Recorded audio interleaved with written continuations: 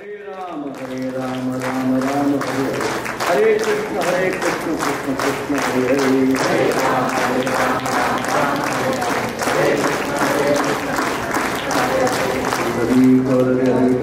श्री ज्ञानदेव तुकाराम सद्गुरुराज महाराज की जय।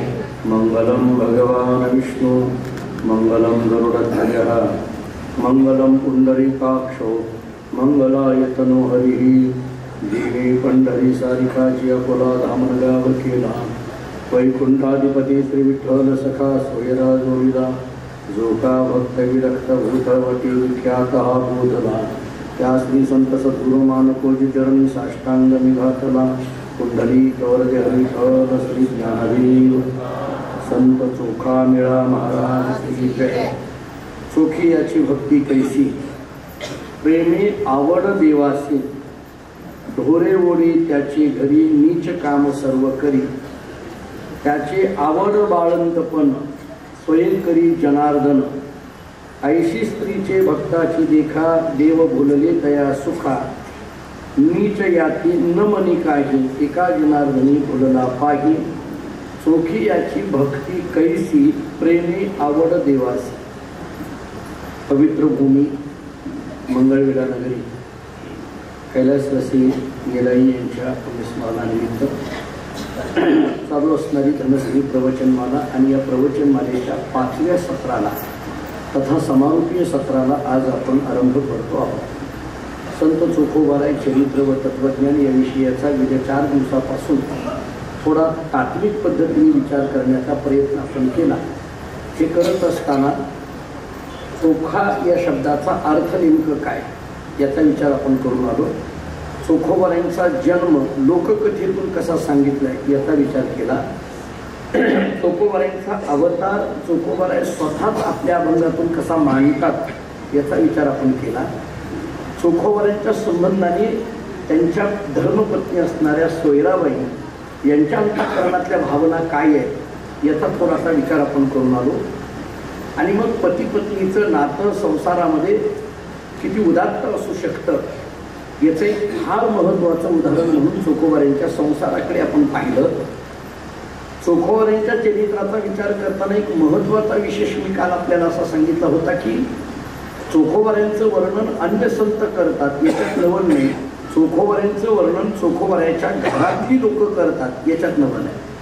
आणि त्यातल्या त्यात चोखोबारायांचे मेहुणे की ज्यांना चोखोबारायांची बहीण दिली असे बंका ते सुद्धा चोखोबारायांचं अत्यंत गोड अशा पद्धतीने वर्णन करतात। नवे नवे बंका असं सांगतात की मी चोखोबारायांचा शिष्य आहे किंवा चोखोबाराय हेच माझे गुरु आहेत असं आपल्या मेहुण्यांनी आपल्याला म्हणावं इतकं आध्यात्मिक सामर्थ्य चोखोबारायांच्या जीवनात निर्माण झालं आहे याचा विचार आपण थोडासा करून आलो।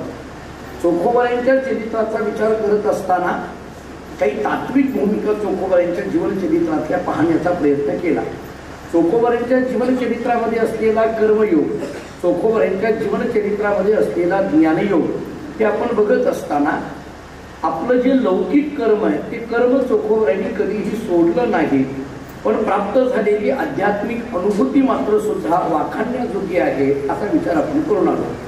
कारण भेद आणि अभेदाच्याही पलीकडे पोहोचलेले चोखोबाराय, थोडक्यात द्वैताच्या पलीकडे पोहोचलेले चोखोबाराय, द्वंद्वाच्या पलीकडे पोहोचलेले चोखोबाराय, सुख दुःख मान अपमान या सगळ्या ज्या काही भूमिका व्यवहारामध्ये मांडल्या जातात किंवा ज्या भूमिकेचा त्रास माणसाला होतो त्या सगळ्या त्रासदायक असलेल्या भूमिकांच्या पलीकडे पोहोचलेले चोखोबाराय।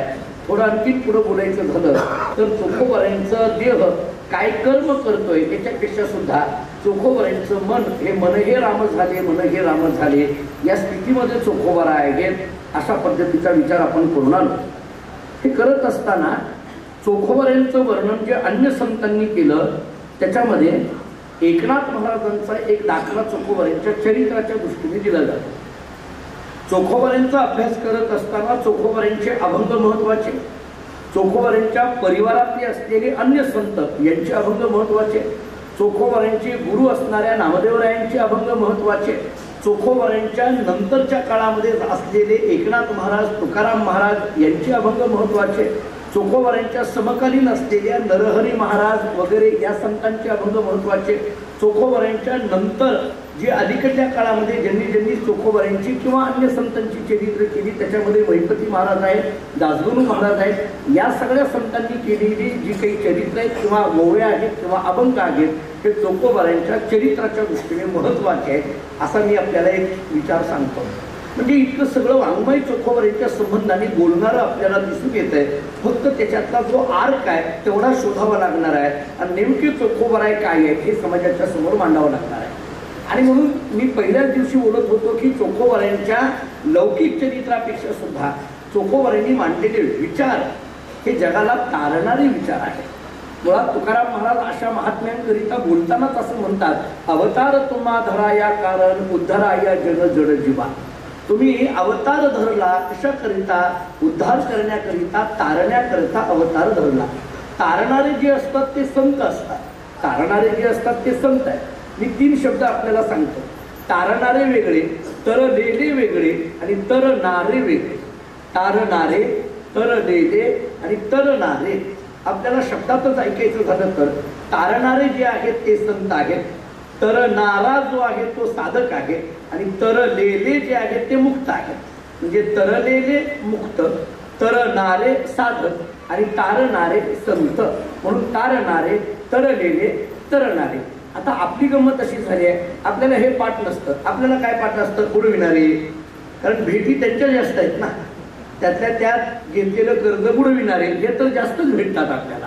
म्हणजे आपल्याला भेटी गाठी यांच्या असतात. बुडविणारे, बुडलेले, बुडणारे या सगळ्यांच्या गाठी भेटी आपल्या होतात. परंतु आध्यात्मिक दृष्टिकोनाने विचार केला तर चोखोबाराय कोण आहेत?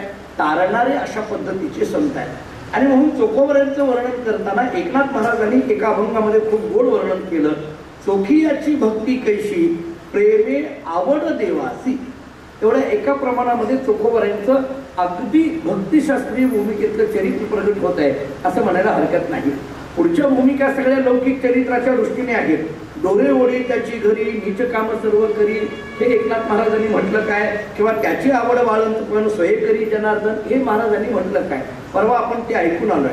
म्हणजे चोखोबारायांच्या घरी त्यांच्या पत्नी सोयराबाईंचं बाळंतपण सुद्धा भगवान पांडुरंग परमात्म्यांनी कसं केलं ही कथा आपण ऐकून आलेलो आहे.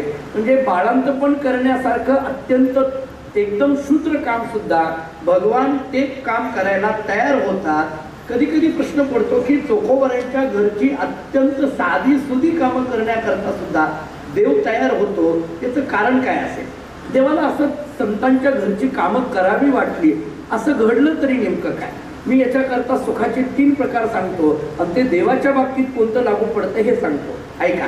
एक विषय सुख आहे, दुसरं ब्रह्मसुख आहे आणि तिसरं भक्ती सुख आहे. आता हे विषय सुख कशाला म्हणायचं, ब्रह्मसुख कशाला म्हणायचं आणि भक्ती सुख कशाला म्हणायचं? जे सुख क्षणिक आहे त्याला विषय सुख म्हणा, जे सुख स्थिर आहे त्याला ब्रह्मसुख म्हणा आणि जे सुख वाढणारं आहे त्याला भक्ती सुख म्हणा. आता कळण्याकरता दुसऱ्या भूमिका सांगतो. ज्या सुखाची अपेक्षा तुमच्या माझ्यासारख्या सामान्य जीवाला आहे त्याला विषय सुख म्हणा. ज्या सुखाची अपेक्षा मुमुक्षु जीवाला आहे त्याला ब्रह्मसुख म्हणा आणि ज्या सुखाची अपेक्षा पांडुरंगालाच आहे त्याला भक्ती सुख म्हणा. या सुखाकारणे देव वेढावला, वैकुंठ सोडोनी संत सदनी येऊनी राहिला. हा अभंग जवळजवळ सगळ्यांच्या ऐकण्यातला आणि पाठातला आहे. या सुखाकारणे देव वेढावला असं जे म्हटलं जातं ते कोणतं सुख आहे? तर त्या सुखाचं नाव शास्त्राने सांगितलंय भक्ती सुख. भक्ती सुखाकरता भगवान संतांच्या घरची कामं करतो. संतांचे सुख झाले या देवा म्हणून सेवा करी त्यांची हे अभंग प्रसिद्ध आहे. आपल्याकडे नेहमीची ऐकण्याची कथा सांगून पळत जातो. धावती सांगतो, जास्त वेळ घेत नाही. एकनाथ महाराजांच्या चरित्रात वर्णन असं केलं जातं की भगवंतांनी त्यांच्या घरी 36 वर्ष कामं केली. सगळ्यांना माहिती आहे, आपण शिक्षण क्षेत्रात काम करणारी मंडळी आहोत. मराठीमध्ये अनेक पुस्तकांमधून हा इतिहास अनेकदा सांगितला जातो. 36 वर्ष काम केली. तुम्हाला गंमत सांगू का? म्हणजे एकनाथ महाराज सकाळी पूजेला बसायचे, पांडुरंगाची पूजा करण्याकरता बसायचे. मग ते जे गंध उघळून द्यायचं काम आहे, म्हणजे चंदन उघळावं लागायचं. ते उघडणं म्हणजे एक दिव्य असतं चंदन उघडायचं. तर ते चंदन उघडण्याचं काम भगवंतांनी करावं. ते चंदन उघडल्यानंतर तो गंध पांडुरंगाने हातात घ्यायचा, एकनाथ महाराजांना द्यायचा. एकनाथ महाराजांनी तो गंध घ्यायचा आणि देवघरातल्या पांडुरंगाला लावायचा. दिलाय कोणी? लावताय कुणाला? नाताच्या घरची उलटी खूण, पाण्याला मोठी लागली तहान. म्हणजे हे जर आपण बघितलं असं का व्हावं? भगवान त्यांच्या घरी गंध चंदन उगळण्यासारखं काम करतात. अहो याच्यात नवल नाही. भगवंतानी चोखोबरायबरोबर ढोरे ओढावी असं जर नाथराय चरित्र वर्णन करत असतील तर जे काम करण्याकरता कोणी तयार होत नाही. काल मी घोड्याची कथा सांगितली होती, त्याचा इतिहास सांगून एवढी कमा झालोय. बाळांपणासारखं काम करण्याकरता अनेकदा आपण नको म्हणतो, पण ते सुद्धा काम भगवंतानी करावं. हे का? याचं कारण सांगताना मात्र नाथ महाराजांनी असं सांगितलंय, चोखी याची भक्ती कैसी प्रेमे आवड देवासी. चोखोबरायच्या अंतःकरणातली भक्ती, चोखोबरायांच्या अंतःकरणातलं प्रेम भगवंताला चोखोबरायच्या घरची कामं सुद्धा करताना कमीपणा वाटू देत नाही, इतकं ते अंतःकरणातलं प्रेम आहे. म्हणजे मी आपल्याला त्याच्यातले दोन भाग सांगून पुढे जातो. ऐका, भक्ताच्या अंतःकरणामध्ये निर्माण होणारं प्रेम आणि त्यांनी भक्त देवाकडे जाणं हा झाला त्या प्रेम भक्तीचा पहिला विचार. आणि भक्ताच्या अंतःकरणामध्ये निर्माण होणारं प्रेम त्यांनी भगवान स्वतःहून भक्ताकडे येणं हा झाला प्रेमभक्तीचा दुसरा प्रकार. जरा पटण्यासारखा सोपं बोलतो. आपण देवाकडे जाणं हा झाला भक्तीचा पहिला प्रकार आणि देव स्वतःहून आपल्याकडे येणं हा झाला भक्तीचा दुसरा प्रकार. आपण नेहमी अभंग सांगतो, सुखे येतो घरा नारायण, नरगती सायास जावे वनांतरा, सुखे येतो घरा नारायण. याच्याकरता काय केलं? याच्याकरता काय केलं तर त्याचं उत्तर देताना नाथरायांनी सांगितलं, चोखोबरायच्या अंतःकरणातलं प्रेम देवाला आपल्याकडे घेऊन यायला लागत होतं. देव आपल्याकडे म्हणजे चोखोबरायाकडे येतो. याचं कारण काय? चोखोबाच्या अंतःकरणातलं प्रेम. कधी कधी प्रश्न पडतो, हे प्रेम म्हणजे तरी नेमकं काय? म्हणजे चोखोबरायच्या अंतःकरणातली भक्ती म्हणा, चोखोबरायच्या अंतःकरणातलं प्रेम म्हणा, किंवा जनाबाईच्या अंतःकरणातलं प्रेम म्हणा, नामदेवांच्या अंतःकरणातलं प्रेम म्हणा, हा प्रेम शब्द जो येतो तो नेमकं कोणत्या अंगाने वापरला जाईल? प्रेम या शब्दाचा अर्थ तरी नेमकं काय आहे? प्रेम प्रेम म्हणायचं तरी कशाला? मी जरा नारद भक्ती सूत्राचा एक आधार घेतो. नारद भक्ती सूत्र नावाचा ग्रंथ आहे. देवर्षी नारद मुनींनी जवळजवळ 84 सूत्र सांगितलेली आहेत. त्याच्यामध्ये प्रेमाबद्दल बोलताना त्यांनी असं सांगितलंय, अनिर्वचनीयम प्रेम स्वरूपम. ते असं म्हणतात, प्रेमाबद्दल बोलताच येत नाही. प्रेम नाही सांगता बोलता दाविता अनुभव चित्ता चित्त जावे, अशी नाथरायांची भाषा आहे, तुकोबरांची भाषा आहे. प्रेमाबद्दल बोलता येत नाही. प्रेम असं आहे असं म्हणून बोटाने दाखवता येत नाही. ते मोठं आहे, खूप आहे असं शब्दाने सांगता येत नाही. म्हटले असं कसं काय? त्याने एक उदाहरण दिलंय. उदाहरण असं दिलंय, मुकास्वादनवत असं उदाहरण दिलंय नारद भक्ती सूत्रामध्ये. मुकास्वादनवत म्हणजे काय? ऐका, मुका मनुष्य आहे, मनुष्य मुका आहे, त्याला साखर खायला दिली. मुका आहे, त्याला साखर खायला दिली. साखर खाऊन झाल्यानंतर त्या मुक्या माणसाला विचारलं, कशी लागते साखर? नीट ऐका, साखर खायला दिली कुणाला? मुक्या माणसाला. आणि साखर त्यांनी खाल्ल्यानंतर त्याला विचारलं कशी लागते, सांगू शकेल का? त्याला गोड साखर लागलेली आहे, मान्य आहे, त्याचा अनुभव त्याचा गोडीच आहे, पण साखर गोड आहे असं त्याला बोलता येईल का? बोलता येत नाही. जसं मुका मनुष्य साखरेचा अनुभव घेतो पण साखर कशी आहे हे तोंडाने सांगू शकत नाही, तसं भक्तिशास्त्र सांगतं प्रेमाचा अनुभव घेता येतो पण प्रेम कसं आहे हे तोंडाने सांगता येत नाही. एवढ्यावरही नाही कळालं तर अगदी स्पष्ट एक वाक्य करू. एखादा जर म्हणायला लागला की नाही माझं तुझ्यावर फार प्रेम आहे, नक्की ओळखायचा हा टोपी घालायचा कार्यक्रम आहे. अहो सांगतात येत नाही, खरं बघायला गेलं तर असं म्हणतात येत नाही. प्रेमामध्ये शब्दाची सुद्धा बंधनं संपलेली असतात ना. मी तुम्हाला आता भागवत सांगायला लागलो तर माझी वेळ त्याच्यात जाईल. राधा आणि कृष्णाबद्दल असलेलं प्रेम किंवा राम आणि सीतेमध्ये असलेलं प्रेम ही जर उदाहरणच द्यायला लागलो तर पुष्कळ वेळ माझी जाईल. पण मुद्दा मला एवढाच बोलायचा आहे. तुम्ही ज्ञानेश्वरी उघडा, अर्जुनाच्या संबंधाने बोलताना ज्ञानोबरांनी एक ओवी अशी सांगितली आहे, अर्जुना तू कोण आहेस? तू प्रेमाचा पुतळा, भक्तीचा जिवाळा, मैत्रीची चितकळा धनुर्धरा. ज्ञानेश्वरीमध्ये जे अर्जुनाबद्दल वर्णन केलंय, माझ्या थोड्या अल्प अभ्यासाने मी असं सांगेल, महाभारताला सुद्धा अर्जुन इतक्या चांगल्या पद्धतीने सांगता आला नाही, तितक्या चांगल्या पद्धतीचा अर्जुन ज्ञानोबरांनी आमच्या समोर मांडला. अर्जुन कसा आहे तर एक अंग बघा, तू प्रेमाचा पुतळा, भक्तीचा जिवाळा आणि मैत्रीची चितकळा धनुर्धरा. धनुर्धरा या शब्दाचा अर्थ अर्जुना, म्हणजे तो प्रेमाचा पुतळा आहे, भक्तीचा जिव्हाळा आहे आणि मैत्रीची चितकळा अशा पद्धतीचं सामर्थ्य ज्याच्याकडे आहे तो अर्जुन आहे. म्हणजे दोन पद्धतीने अर्जुन आपल्याला ऐकता येण्यासारखा आहे. भगवंतावर निरतिशय प्रेम असलेला अर्जुन एक, आणि मी युद्ध करू का न करू म्हणणारा अर्जुन दोन. मी आपल्याला धावतं जाता जाता सांगेन, वपू काळे सरांचं एक पुस्तक आहे, आपण सारे अर्जुन असं एक त्यांचं पुस्तक आहे, आवर्जून वाचण्यासारखं आहे. ते असं म्हणतात, आपण सारे अर्जुन म्हणजे काय, याचा अर्थ काय, जिथं जिथं द्विधा मनस्थिती होते तो तो अर्जुनच आहे ना. हे करू का न करू ही जी द्विधा मनस्थिती होते तो तो.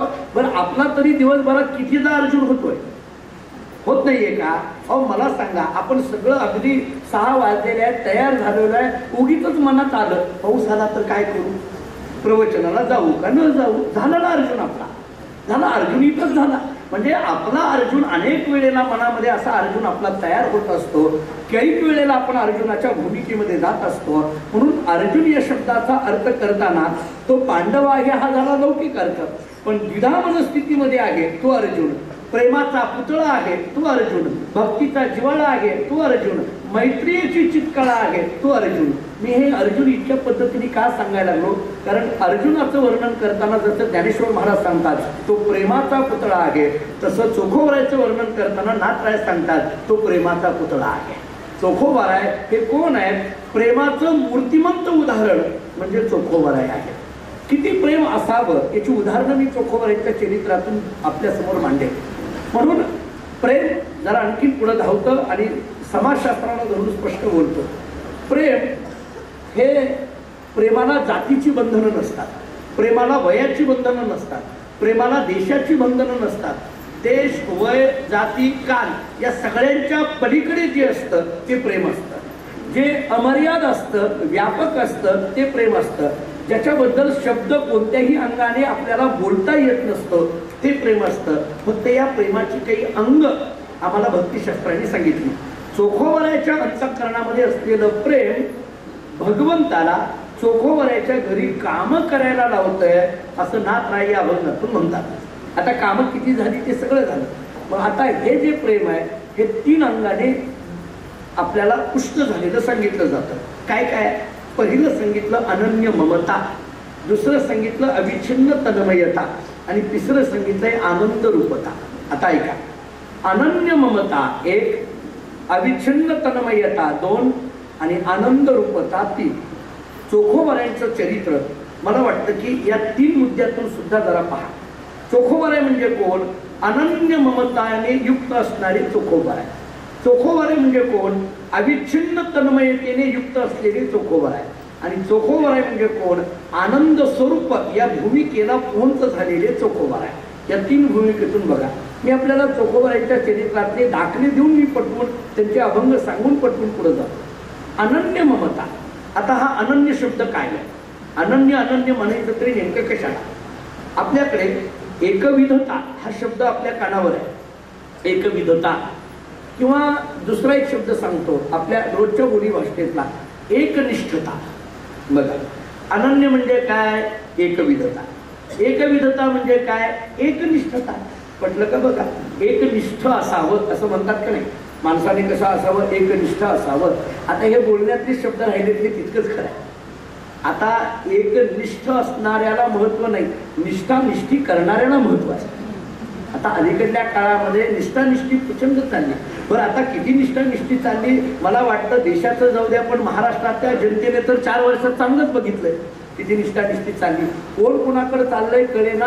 मला तर असं वाटायला लागलं आपण द्विधा मनस्थिती आहे की हा इकडे आहे का तिकडे आहे, त्याच्यात नवल नाही. त्यांनाही कळेना आपण कुणीकडं, अशी परिस्थिती झाली. त्यांना सुद्धा कळेना की नेमकं आपण कुठं आहोत. मी मगाशीच बोलत होतो, पूर्वीच्या काळामध्ये असं म्हणायचे की माणसं फार बदलतात, माणसं फार बदलतात आणि लोक बोलता बोलता असं म्हणायचे, महाराज तो फार नाही, तो गेंड्याच्या कातडीचा आहे असं म्हणायचे.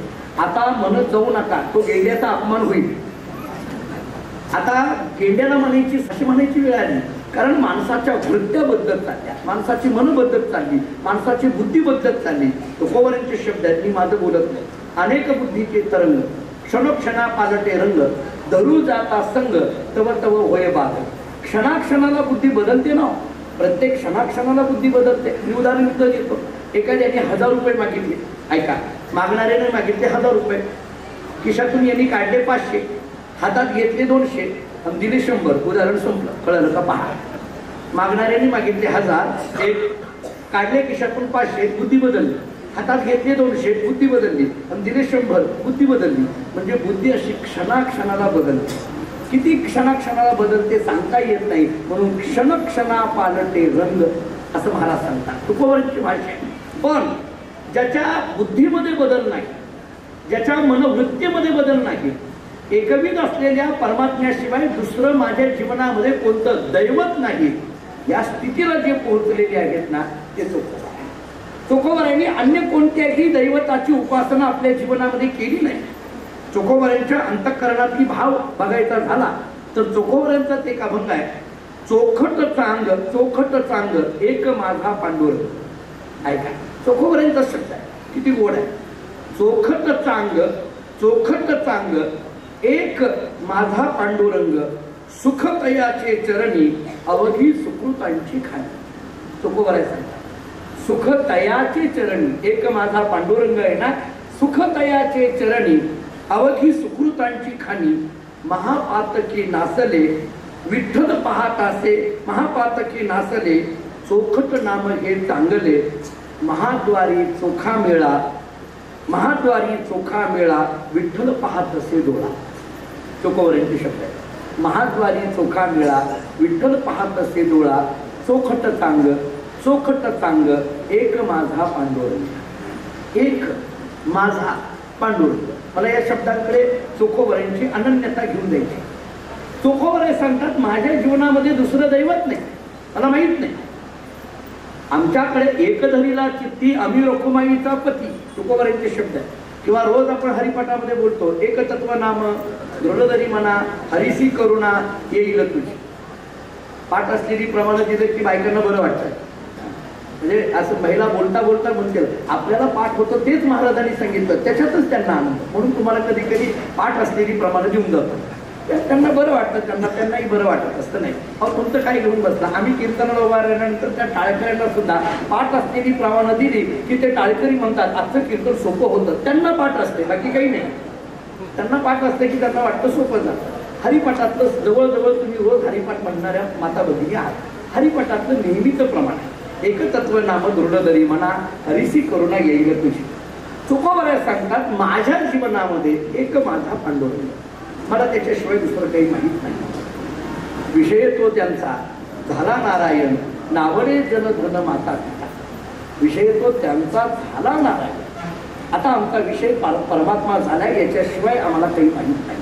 याला अनन्य म्हणा, याला अनन्य म्हणा.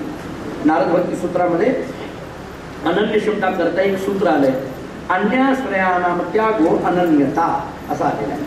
अनन्य माहीत नाही त्याच्याशिवाय अनन्य. भागवतामध्ये एक छोटी कथा येते. मला चोखोबाराची अनन्यता सांगायची आहे, पण ते कळण्याकरिता म्हणून एक दाखला फक्त दुसरा दिला. आपल्याला भागवत आपण ऐकलेली मंडळी आहे.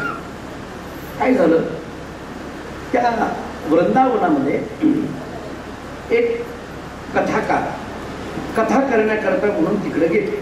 आता अलीकडे ते यात्रा वगैरे कथेच्या निघतात बघा. रामेश्वरला कथा, कुठं गोकुळाला कथा, कुठं अयोध्येला कथा निघतात. कथा करण्याकरता म्हणून गेले.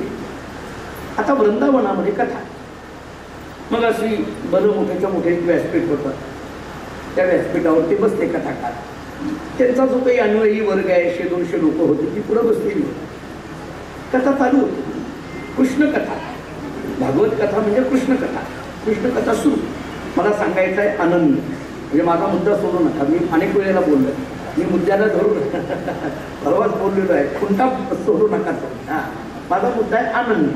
मी अनन्य का सांगायला लागलोय, मला चोखोबारांचा अभंग सांगायचा आहे. चोखट सांगत चोखट सांगत माझा एक पांडुरंग. चोखोबारा या स्थितीत आहे. चोखोबाराय सांगतात, मला माझ्या एका पांडुरंगाशिवाय दुसरं काही माहीत नाही. माझ्याकरता पंढरी हेच क्षेत्र आहे, माझ्याकरता पांडुरंग हाच देव आहे, आणि माझ्याकरता चंद्रभागा हेच तीर्थ आहे. याच्याशिवाय मला बाकी काही माहीत नाही. भक्तीची ही एकविधच आहे. मला चोखोबारांची ही एकविधता अनन्यता सांगायची आहे. अनन्य झालं. हा कथा करणारा वृंदावनामध्ये गेला, कथा सांगायला लागले, कृष्ण कथा सांगायला लागले. एक गोपाळ सायंकाळच्या वेळेला गायी राखून झाल्यानंतर त्या सगळ्या गायी घेऊन घराकडे निघाला होता. वृंदावनातून तो घराकडे निघाला गोपाळ. आता तो गोपाळ गायी राखणारा घराकडे निघालेला आणि मग गायी घेऊन जात असताना एकदम, आता तो गोपाळ म्हणजे कृष्ण भक्त, हे तर काही वेगळं सांगायची गरज नाही. त्यांनी पाहिलं कुणीतरी एक जण प्रवचन काहीतरी चाललेलं आहे, 100-200 माणसं पुढे बसलेली आहेत. त्यांनी लांबून पाहिलं. त्या वृंदावनामध्ये भलं मोठेचे मोठं झाड होतं. त्या झाडाच्या कडेने एक कट्टा बांधलेला होता. आपल्याकडे सुद्धा जुनी घरं किंवा जुनी गावं बघितली तर ती वडाचे झाड, चिंचाची झाड असायचे, त्याच्या कडेने कट्टा असायचा. त्याला म्हणजे त्या कट्ट्यावर बसला, पाय हलवत बसला.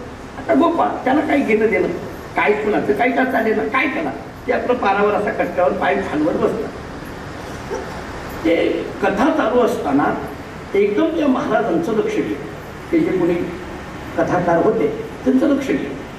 लक्ष गेलं म्हणजे काय झालं की बाबा हा मनुष्य एकतर मुलगा वर बसलेला आहे, उंच आसनावर बसलाय तर बसलाय, पाय हलवत बसलेला आहे, माझ्यापेक्षा उंच आसनावर बसलेला आहे, हे त्यांना पटलं. त्यांनी दोघा तिघांना सांगितलं, अरे जा त्याला त्या वेड्याला बोलून आणा. त्याला कळत नाही म्हटले प्रवचनाला कसं बसा. त्याची व्यवस्था सरांनी नाही केली तर मी आणि मीच एवढंच होईल प्रवचन म्हटलं. आहे बाबा, कालाच्या ओघाप्रमाणे सगळं करावं लागतं, इलाज नाही त्याला आता. बरं, पण आता पूर्वीचा का आणि मग ते होतं, ते उंच आसनावर बसला. नियम आपल्याकडे असा सांगितला जातो, जे महाराज असतात किंवा गुरुजी असतात किंवा आपल्यापेक्षा वयाने जे ज्येष्ठ असतात त्यांच्या आसनावर कधी बसू नये, एक. त्यांच्या आसनावर कधी बसू नये, एक. त्यांच्या बरोबरीच्या आसनावरही कधी बसू नये, दोन. आपण शिष्यत्व असेल तर आपण त्यांच्या खाली निम्न आसनावर बसलं पाहिजे, असा एक आपल्या भारतीय संस्कृतीमध्ये नियम सांगितला जातो.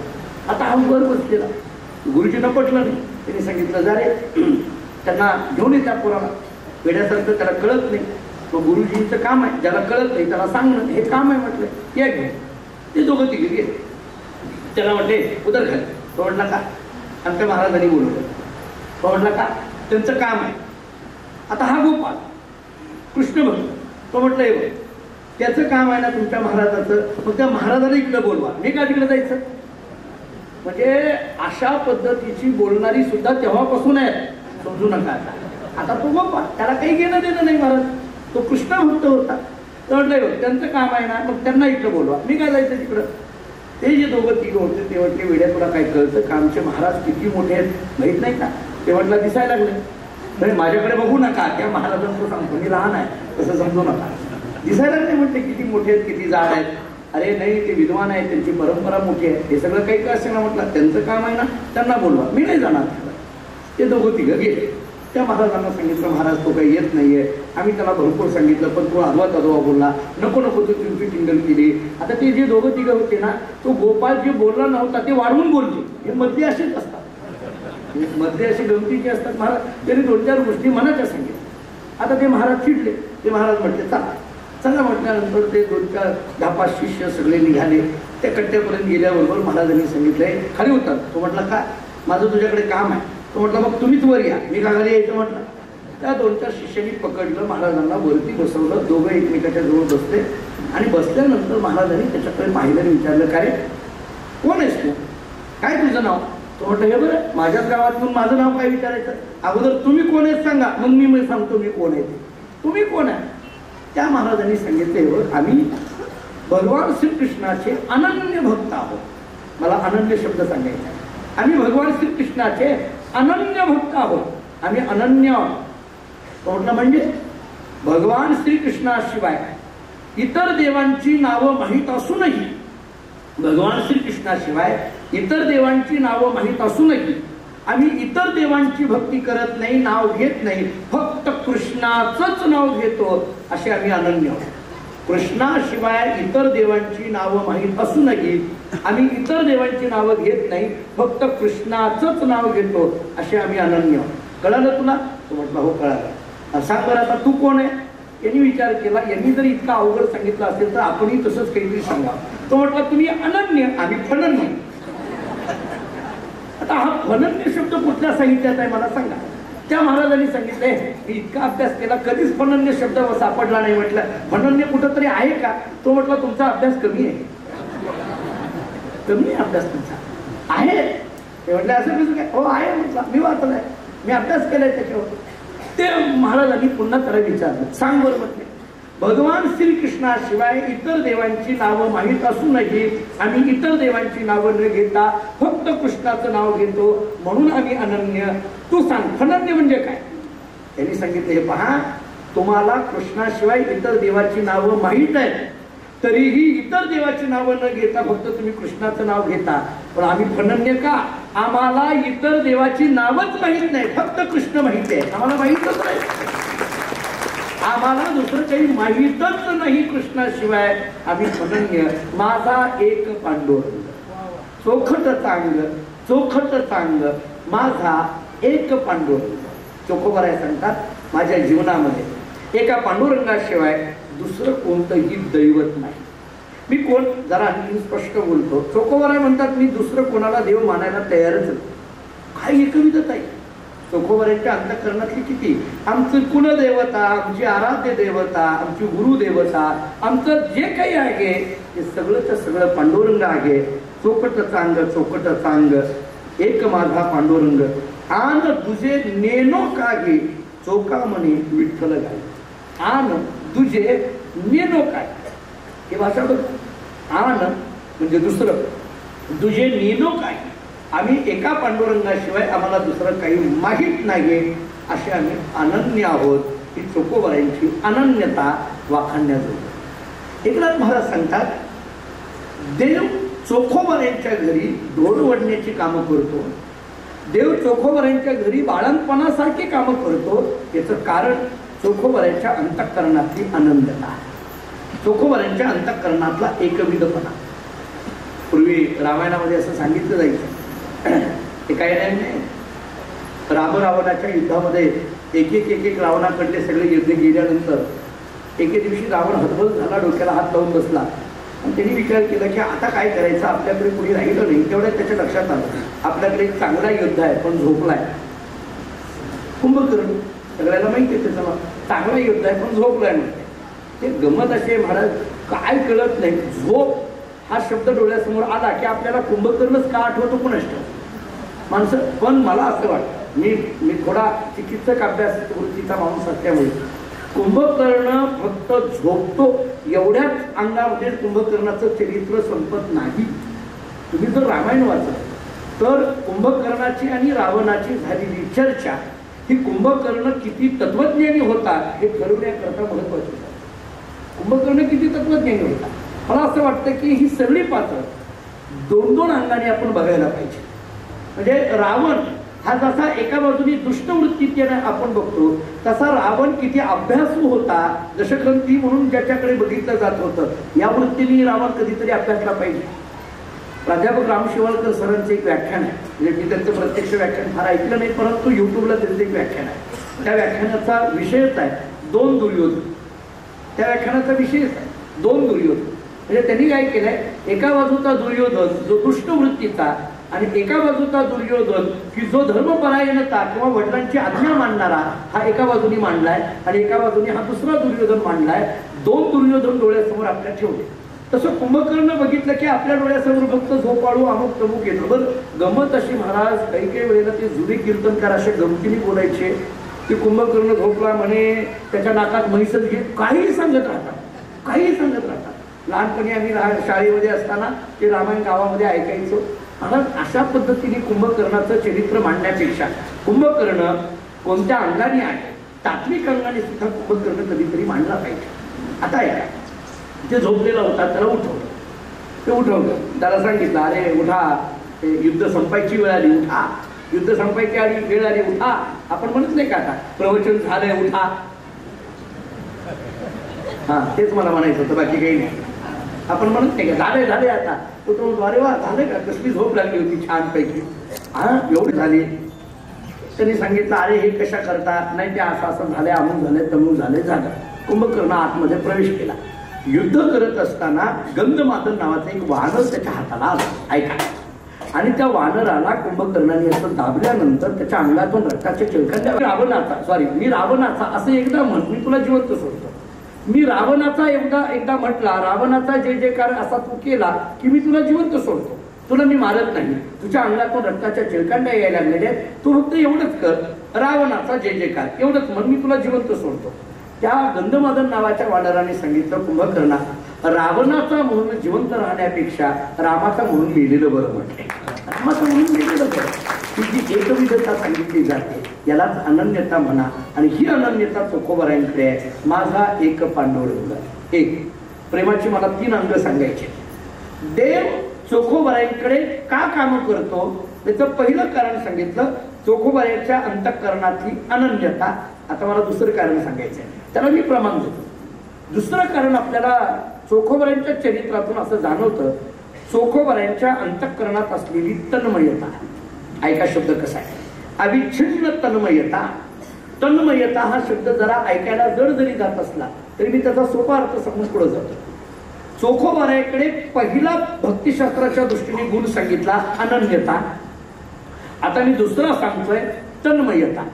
नारद भक्ती सूत्रामध्ये एक सूत्र आहे, तन्मयः असं सूत्र आहे. तन्मयः, तत्मयः. तन या शब्दाचा अर्थ तत् म्हणजे परमात्मा, आणि मयः म्हणजे स्वरूप, म्हणजे तत् स्वरूप होऊन जाणं, याला तन्मयः असं म्हटलं जातं. तत् म्हणजे परमात्मा आणि मय म्हणजे स्वरूप, म्हणजे परमात्म स्वरूप होऊन जाणं याला म्हणायचं तन्मयः. किंवा तेच आणि तेच रूप अंतःकरणामध्ये साठवणं याला म्हणायचं तन्मयः. लक्षात आलं का? पहा, त्याच्याशिवाय दुसरं काही माहीत नाही याला म्हणा अनन्यता, आणि त्याच्या स्वरूप होऊन जाणं याला म्हणा तन्मयता. चोखोबारायांच्या अंतःकरणातल्या भक्तिशास्त्राच्या दृष्टीने असलेल्या या भूमिका मी आपल्याला व्यक्त करत आहे. चोखोबाराय कसे आहेत? अनन्य आहे. चोखोबाराय कसे आहेत? अनन्य आहे. याचा अर्थ त्यांना दुसरं दैवत माहीत नाही. आता दुसरा विचार सांगत होतो, चोखोबाराय कशी आहेत? तन्मयता या भूमिकेच आहे, म्हणजे तत्स्वरूप आहे. नाही कळालं तर आणखी पुढे सांगतो, भगवत नामाची कास ही त्यांच्या अंतःकरणामध्ये अखंड आहे. अखंड आहे. तन्मया या शब्दाचा अर्थ स्वरूप करा, किंवा तन्मया या शब्दाचा अर्थ अखंड करा. अखंड त्याच्याशिवाय, आता अखंड म्हणजे सातत्य असा घ्या, सतत. भगवद्गीतेमध्ये श्लोक आहे पहा, सततम कीर्तयन्तो माम यतन्तश्च दृढव्रताः नमस्सन्तश्च मां भक्त्या नित्ययुक्ता उपासते. किंवा तुकाराम महाराजांचे शब्द आहेत, अखंड जया तुझी प्रीती मजदे तयाची संगती मगमी कमळापती तुझबा नानी कंटाळा. म्हणजे याला काय म्हणा? अखंड. म्हणून अखंड भगवत स्वरूपाकार ज्यांची वृत्ती आहे त्यांना म्हणा चोखोबार. चोखोबाराचा विचार करताना असा करा की अखंडता आहे याचा अर्थ तन्मयता आहे. माहीत नाही म्हणजे दुसरं कोणत्या वृत्तीला दुसरा कोणताही विषय, त्याच्याशिवाय वृत्तीला दुसरा कोणताही विषय भेटलेला नाही, अशी स्थिती जी आहे ते चोखोबार आहे. आणि मग अनन्यतेमध्ये असलेले चोखोबार आहे, तन्मयतेमध्ये असलेले चोखोबार आहे, आणि तिसरा मुद्दा आनंद रूपतेमध्ये असलेले चोखोबार आहे. आता कधी कधी प्रश्न पडतो, हो असं कसं काय? आम्ही जी आनंदाची साधनं किंवा कारण शोधतोय त्यातलं एकही कारण चोखोबारांच्या जीवनात दिसून येत नाही. आमची आनंदाची साधनं किंवा कारण कोणती आहेत? आम्हाला चांगलं घर असणं हे आमच्या आनंदाचं कारण आहे. आम्हाला चांगलं खायला मिळणं हे आमच्या आनंदाचं कारण आहे. आम्हाला चांगले कपडे नेसायला मिळणं हे आमच्या आनंदाचं कारण आहे. आम्हाला समाजामध्ये जिथं जाईल तिथं मान मिळणं हे आमच्या आनंदाचं कारण आहे. म्हणजे आमचा आनंद याच्यात आहे. आमचं घर चांगलं आहे याच्यात आनंद आहे, आमचे कपडे चांगले याच्यात आनंद आहे, आम्हाला रोज चांगलं खायला मिळतं याच्यात आनंद आहे, जिथं जाईल तिथं लोक उठून नमस्कार करतात याच्यात आनंद आहे. पण याच्यातलं कोणती गोष्ट चोखोबाराकडे होती सांगा? चोखोबाराला फार चांगलं घर होतं म्हणून चोखोबारांनी स्वतःचा आनंद व्यक्त केला असं म्हणता येईल. चोखोबाराकडे चांगली कपडे घालायला होती म्हणून चोखोबारांनी स्वतःचा आनंद व्यक्त केला असं म्हणता येईल. चोखोबारांना समाजामध्ये खूप मान होता म्हणून चोखोबारांनी आनंद व्यक्त केला असं म्हणता येईल. मग मला कधी कधी प्रश्न पडतो, याच्यातलं व्यवहारातलं एकही कारण चोखोबारांच्या जीवनात दिसत नसताना सुद्धा चोखोबारांचं जीवन आनंदी जीवन नेमकं कसं? याचा अर्थ आम्ही जी आनंदाची कारण म्हणतो ती आणि चोखोबारा ज्याला आनंद म्हणतात तो, याच्यामध्ये फरक आहे. मी त्याच्याकरता 2 फरक सांगतो, ऐका. एक विषयानंद आहे आणि दुसरा ब्रह्मानंद आहे. आपण ज्याला आनंद म्हणतो तो विषयानंद आहे आणि तो क्षणिक आहे, तो कायमस्वरूपी टिकणारा नाहीये. म्हणजे आम्हाला जेव्हा आपला आनंद हा काही काळानंतर मावळतो. बघा, आपलं जे घर आहे ते घर आपण बांधलेलं असतं, त्याचा आनंद कुठपर्यंत? वास्तुशांत होईपर्यंत. वास्तुशांतीला आल्यानंतर लोकांनी अनेक वेळेला कौतुक केलं, त्याच्यानंतर 2-4 महिने, त्याच्यानंतर वर्ष 2 वर्ष झालं, त्याच्यापेक्षा एक शेजारी चांगलं घर बांधलं की आपल्या घराचा आनंद संपलं ना. आपल्या बरं कित्येक गोष्टी, कपड्याच्या बाबतीत तसंच आहे, खाण्याच्या बाबतीत तसंच आहे. जुनी कीर्तनकार एक उदाहरण सांगायचे. समजा एखादा मुलगा आपल्या आईपासून शिकण्याकरता बाहेर गेला, 25 वर्ष तो आलाच नाही. 25 वर्षानंतर घरी आल्यानंतर आईला खूप आनंद होतो. का? माझा मुलगा 25 वर्षानंतर घरी आलाय. मग त्याला जे आवडतं त्या दिवशी तेच घरात बनवलं जातं, बाकी त्याच्या आवडीचा विचार नसतो. मग त्याला जे आवडतं ते बनवलं जातं, त्याचं कौतुक होतं. झालं, त्याला अगदी आई समोर बसून त्याला खाऊ घालते. झालं, तो मुलगा पहिल्या दिवशी तो आनंद, दुसऱ्या दिवशी थोडा कमी होतो तो आनंद, तिसऱ्या दिवशी आणखी थोडा कमी होतो. 8-10 दिवसानंतर बाहेरून कुठून तरी तो मुलगा येतो, म्हणतो आई मला जेवायला वाढ. आई म्हणते टोपलं तिथं आहे, भाकरी घे, गप खात जा. जी पहिल्या दिवशी जो आनंद होता त्या आनंदामध्ये हळूहळू क्षीणता आलेली दिसून येते ना. याचा अर्थ आपल्याला होणारा जो आनंद आहे तो विषयापासून असल्यामुळे त्याच्यामध्ये क्षीणता आहे. परंतु चोखोबऱ्यांचा जो आनंद आहे तो आनंद ब्रह्मानंद आहे. महाराजांचे शब्द सांगतो, सुखे सेव ब्रह्मानंदा, गाऊ राम नाम सदा, नोहे मग बाधा काळ दुत यमाची. मी आणखी पुढे बोलतो, आनंदाकरिता आकाराची गरज नसते, आनंदाकरिता भावनेची गरज असते. माझं बोलणं पटतंय का बघा. आनंदाकरिता वस्तूची गरज नसते, आनंदाकरिता अंतःकरणातल्या शुद्धतेची गरज असते. तिथं आनंद सापडतो. मी उदाहरण देतो आपल्याला. कल्पना करा, एखादा मनुष्य रस्त्याने निघाला, जात असताना पांथस्त आहे, त्याला सतत प्रवासाची सवय आहे, कुठेही त्याला आसरा नाही, त्याला घर नाही, पांथस्त असल्यामुळे, फिरस्ती असल्यामुळे रोज या गावावरून त्या गावाला फिरणे निघाला. आणि रस्त्याने जात असताना एका घराच्या बाहेर जो कट्टा असतो त्या कट्ट्यावर तो बसला, उगी बसला, थोडासा विश्रांती घ्यावी, बसला. बसल्याबरोबर घरात असलेला जो माणूस होता, घरात असलेला, त्यांनी त्या कट्ट्यावर बसलेल्या माणसाकडे बघितलं आणि सांगितलं, अरे उठ इथून उठ. तो म्हटला, अहो मी थोडा वेळ बसलोय, एरवी मी पांथस्त आहे. वस्ती कर वस्ती आला, प्रातःकाळी उठवणी गेला. एकनाथ महाराजांचे शब्द आहेत, पक्षी अंगणी उतरती ते का गुंतवणीया राहती, तैसे असावे संसारी जोवरी प्राचीनाची दोरी. वस्ती कर वस्ती आला, प्रातःकाळी उठवणी गेला, तैसे असावे संसारी जोवरी प्राचीनाची दोरी. अहो मी काही फार वेळ थांबणारा नाहीये, मी फिरस्ती आहे, पांथस्त आहे. मी आता थोडा वेळ मला बसायचं आहे, जरा विश्रांती घ्यायची म्हणून बसलोय, थोडा वेळ बसू द्या. घरातला मालक म्हटला, नाही उठ. अहो थोडा वेळ, नाही माझं घर आहे. नाही, घर तुमचंच आहे, पण मी बाहेर बसतोय, घरात नाहीये, तुमच्या बाहेरच्या कट्ट्यावर आणि काही काळ किंवा काही क्षण बसणार आहे. नाही माझं घर आहे, उठ. फारच त्यांनी मागं लागला, माझं घर आहे, उठ, माझं घर आहे, उठ. शेवटी तो बिचारा उठला आणि रस्त्यावर आला. तेवढ्यामध्ये एकदम ढग भरून आले, कडेनी हिरवळ होती, कडेनी झाडं होती, ढग भरून आलेले होते आणि रिमझिम पावसाच्या सरी कोसळायला लागल्या, त्याच्या अंगावर कोसळायला लागल्या. ते निसर्गाचं सगळं सौंदर्य त्यांनी बघितलं, आकाशाकडे बघितलं, त्या निसर्गाकडे पाहिलं, झाडांकडे पाहिलं, जवळ असलेल्या हिरवळीकडे पाहिलं आणि ते सगळं बघून त्याला मनातल्या मनात एक प्रचंड आनंदाचा आवेग निर्माण झाला आणि त्याच्या मुखातून गाणं बाहेर पडायला लागलं. तो खूप सुंदर पद्धतीने गायला लागला, छान पद्धतीने गायला लागला. त्या गाण्याचे स्वर हा घरात बसलेला जो होता ना, खुर्चीवर बसलेला आतमध्ये, त्याच्या कानावर पडले, पण अस्पष्ट होत होते, कारण लांबून त्याला नीट ऐकायला येत नव्हतं.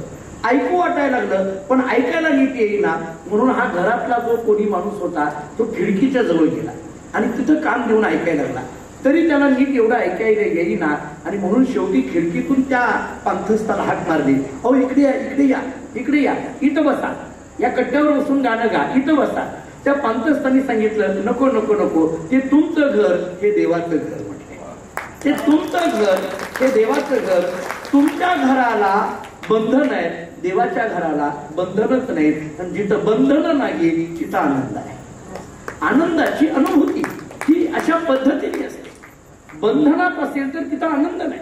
चोखोबारायचं मन हे राम झाले या स्थितीत असल्यामुळे चोखोबाराय. मगाशी मी आणि मॅडम बोलत होतो, एक चांगला विचार त्यांनी मला सांगितला की या सगळ्या कुटुंबांच्या चर्चा करण्यामध्ये आपण जेव्हा वेळ घालवतो तेव्हा आहे त्या ध्येयापासून आपण बाजूला होतो.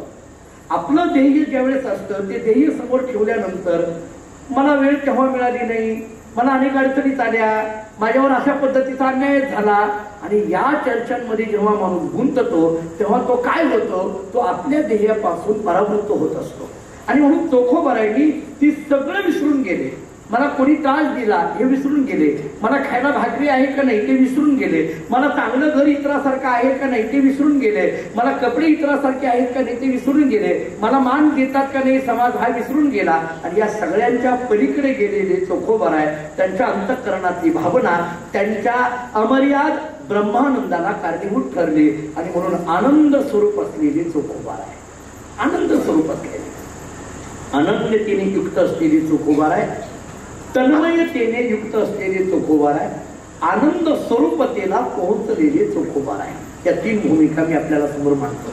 आणखीन एक धावतं त्याला एक वाक्य धरून पुढे बोलतो, जरा बारीक ऐका. आनंद हा चर्चेचा विषय नाही, तो अनुभूतीचा विषय आहे. पटतंय का बघा? आनंद चर्चेचा विषय नाही, तो अनुभूतीचा विषय आहे. पूर्वी पुराणामध्ये एक छोटीशी कथा अशी येते कपिल ऋषींची. ते भागवतामध्ये कपिल ऋषींचं कपिल गीता मोठी प्रसिद्ध आहे. कपिल हा एक भगवंताचा अवतार सांगितला जातो. म्हणजे कपिलांचं तत्वज्ञान काय आहे, कपिलांचं तत्वज्ञान सांख्य तत्वज्ञान सांगितलं जातं. त्या कपिलांचा एक विशेष सांगू की आपली आई असलेली देवहूती, त्या देवहूतीला ज्यांनी उपदेश केला ते कपिल. म्हणजे कपिलांचं वैशिष्ट्य असं आहे की त्यांची आईच त्यांची शिष्य झालेली होती, हे कपिलांच्या अवताराचं एक वैशिष्ट्य आहे. आणि मग त्यांनी उपदेश केला त्या आईला वगैरे वगैरे पुष्कळ कथा आहे. पण कपिलांच्या चरित्रात एक छोटीशी गोष्ट अशी आहे, ते लहान होते, अगदी लहान होते, शेतामध्ये गेले, आंब्याच्या झाडाखाली दोन माणसं बसलेली त्यांनी पाहिली. ती विषय काय होता, आनंद कशात आहे. पहिला म्हणायचा कर्मात आहे, दुसरा म्हणायचा ज्ञानात आहे, पहिला म्हणायचा योगात आहे, दुसरा म्हणायचा जपात आहे. आनंद कशात आहे याची चर्चा आहे. आनंद कशात आहे याची काय आहे, चर्चा आहे. ते कपिल त्यांच्याकडे पाहत होते. त्या आंब्याच्या झाडाखाली बसलेले असल्यामुळे त्या आंब्याच्या झाडाने कपिलांकडे पाहिलं आणि कपिलांना विचारलं, कपिल तुम्हाला एक आंबा देऊ का? आता लहान मुलगा, नको कशाला म्हणे, द्या. हातात एक आंबा आला. कपिल मुनींनी लगेच तो आंबा खायला सुरुवात केली. त्या झाडाने कपिल मुनींना विचारलं, अहो कपिल तुम्ही आंबा खाताय, ही दोघं काय करतायत? माझ्या सावलीमध्ये बसून हे दोघं काय करतायत? कपिल मुनींनी सांगितलं ती दोघं चर्चा करतायत. म्हणजे कशावर चर्चा करतायत? म्हणजे आनंदावर चर्चा करतायत. त्या आंब्याच्या झाडाने विचारलं कपिलांना, अहो कपिल ती दोघं आनंदावर चर्चा करतायत आणि तुम्ही मात्र आंबा खाताय, तुम्ही का आनंदावर चर्चा करत नाही? तुम्ही का आनंदावर चर्चा करत नाही? कपिलांनी एवढं गोड उत्तर दिलं. कपिलांनी सांगितलं, मी आनंदात आहे म्हणून मला आनंदावर चर्चा करायची गरज नाही, मी आनंदात नाही म्हणून आनंदावर चर्चा करतात. याचा अर्थ आनंद हा चर्चेचा विषय नाही, आनंद हा अनुभूतीचा विषय आहे. चोखोबाराय आनंदाची अनुभूतीमध्ये पोहोचलेली आहे. आणि या स्थितीमध्ये पोहोचलेले चोखोबाराय की ज्यांना आता कुठल्याही पद्धतीची बंधनं मान्य नाही, या सगळ्या बंधनाच्या पलीकडे असलेले चोखोबाराय, जो आपल्या जवळ येईल त्या प्रत्येकाला आनंद कशात आहे याचा मार्ग सांगायचे, त्याच्या अनुभूतीचा उपदेश करायचे.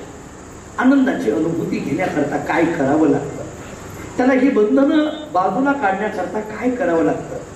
आणि मग प्रचंड धावपळ करणाऱ्या आणि स्वतःचं सौख्य विसरून जाणाऱ्या समाजाकडे जेव्हा चोखोबाराय बघतात तेव्हा चोखोबाराय समाजाला एक उपदेश करतात, जन्मला देह पोशिला सुखाचा काय भरवसा याचा आहे.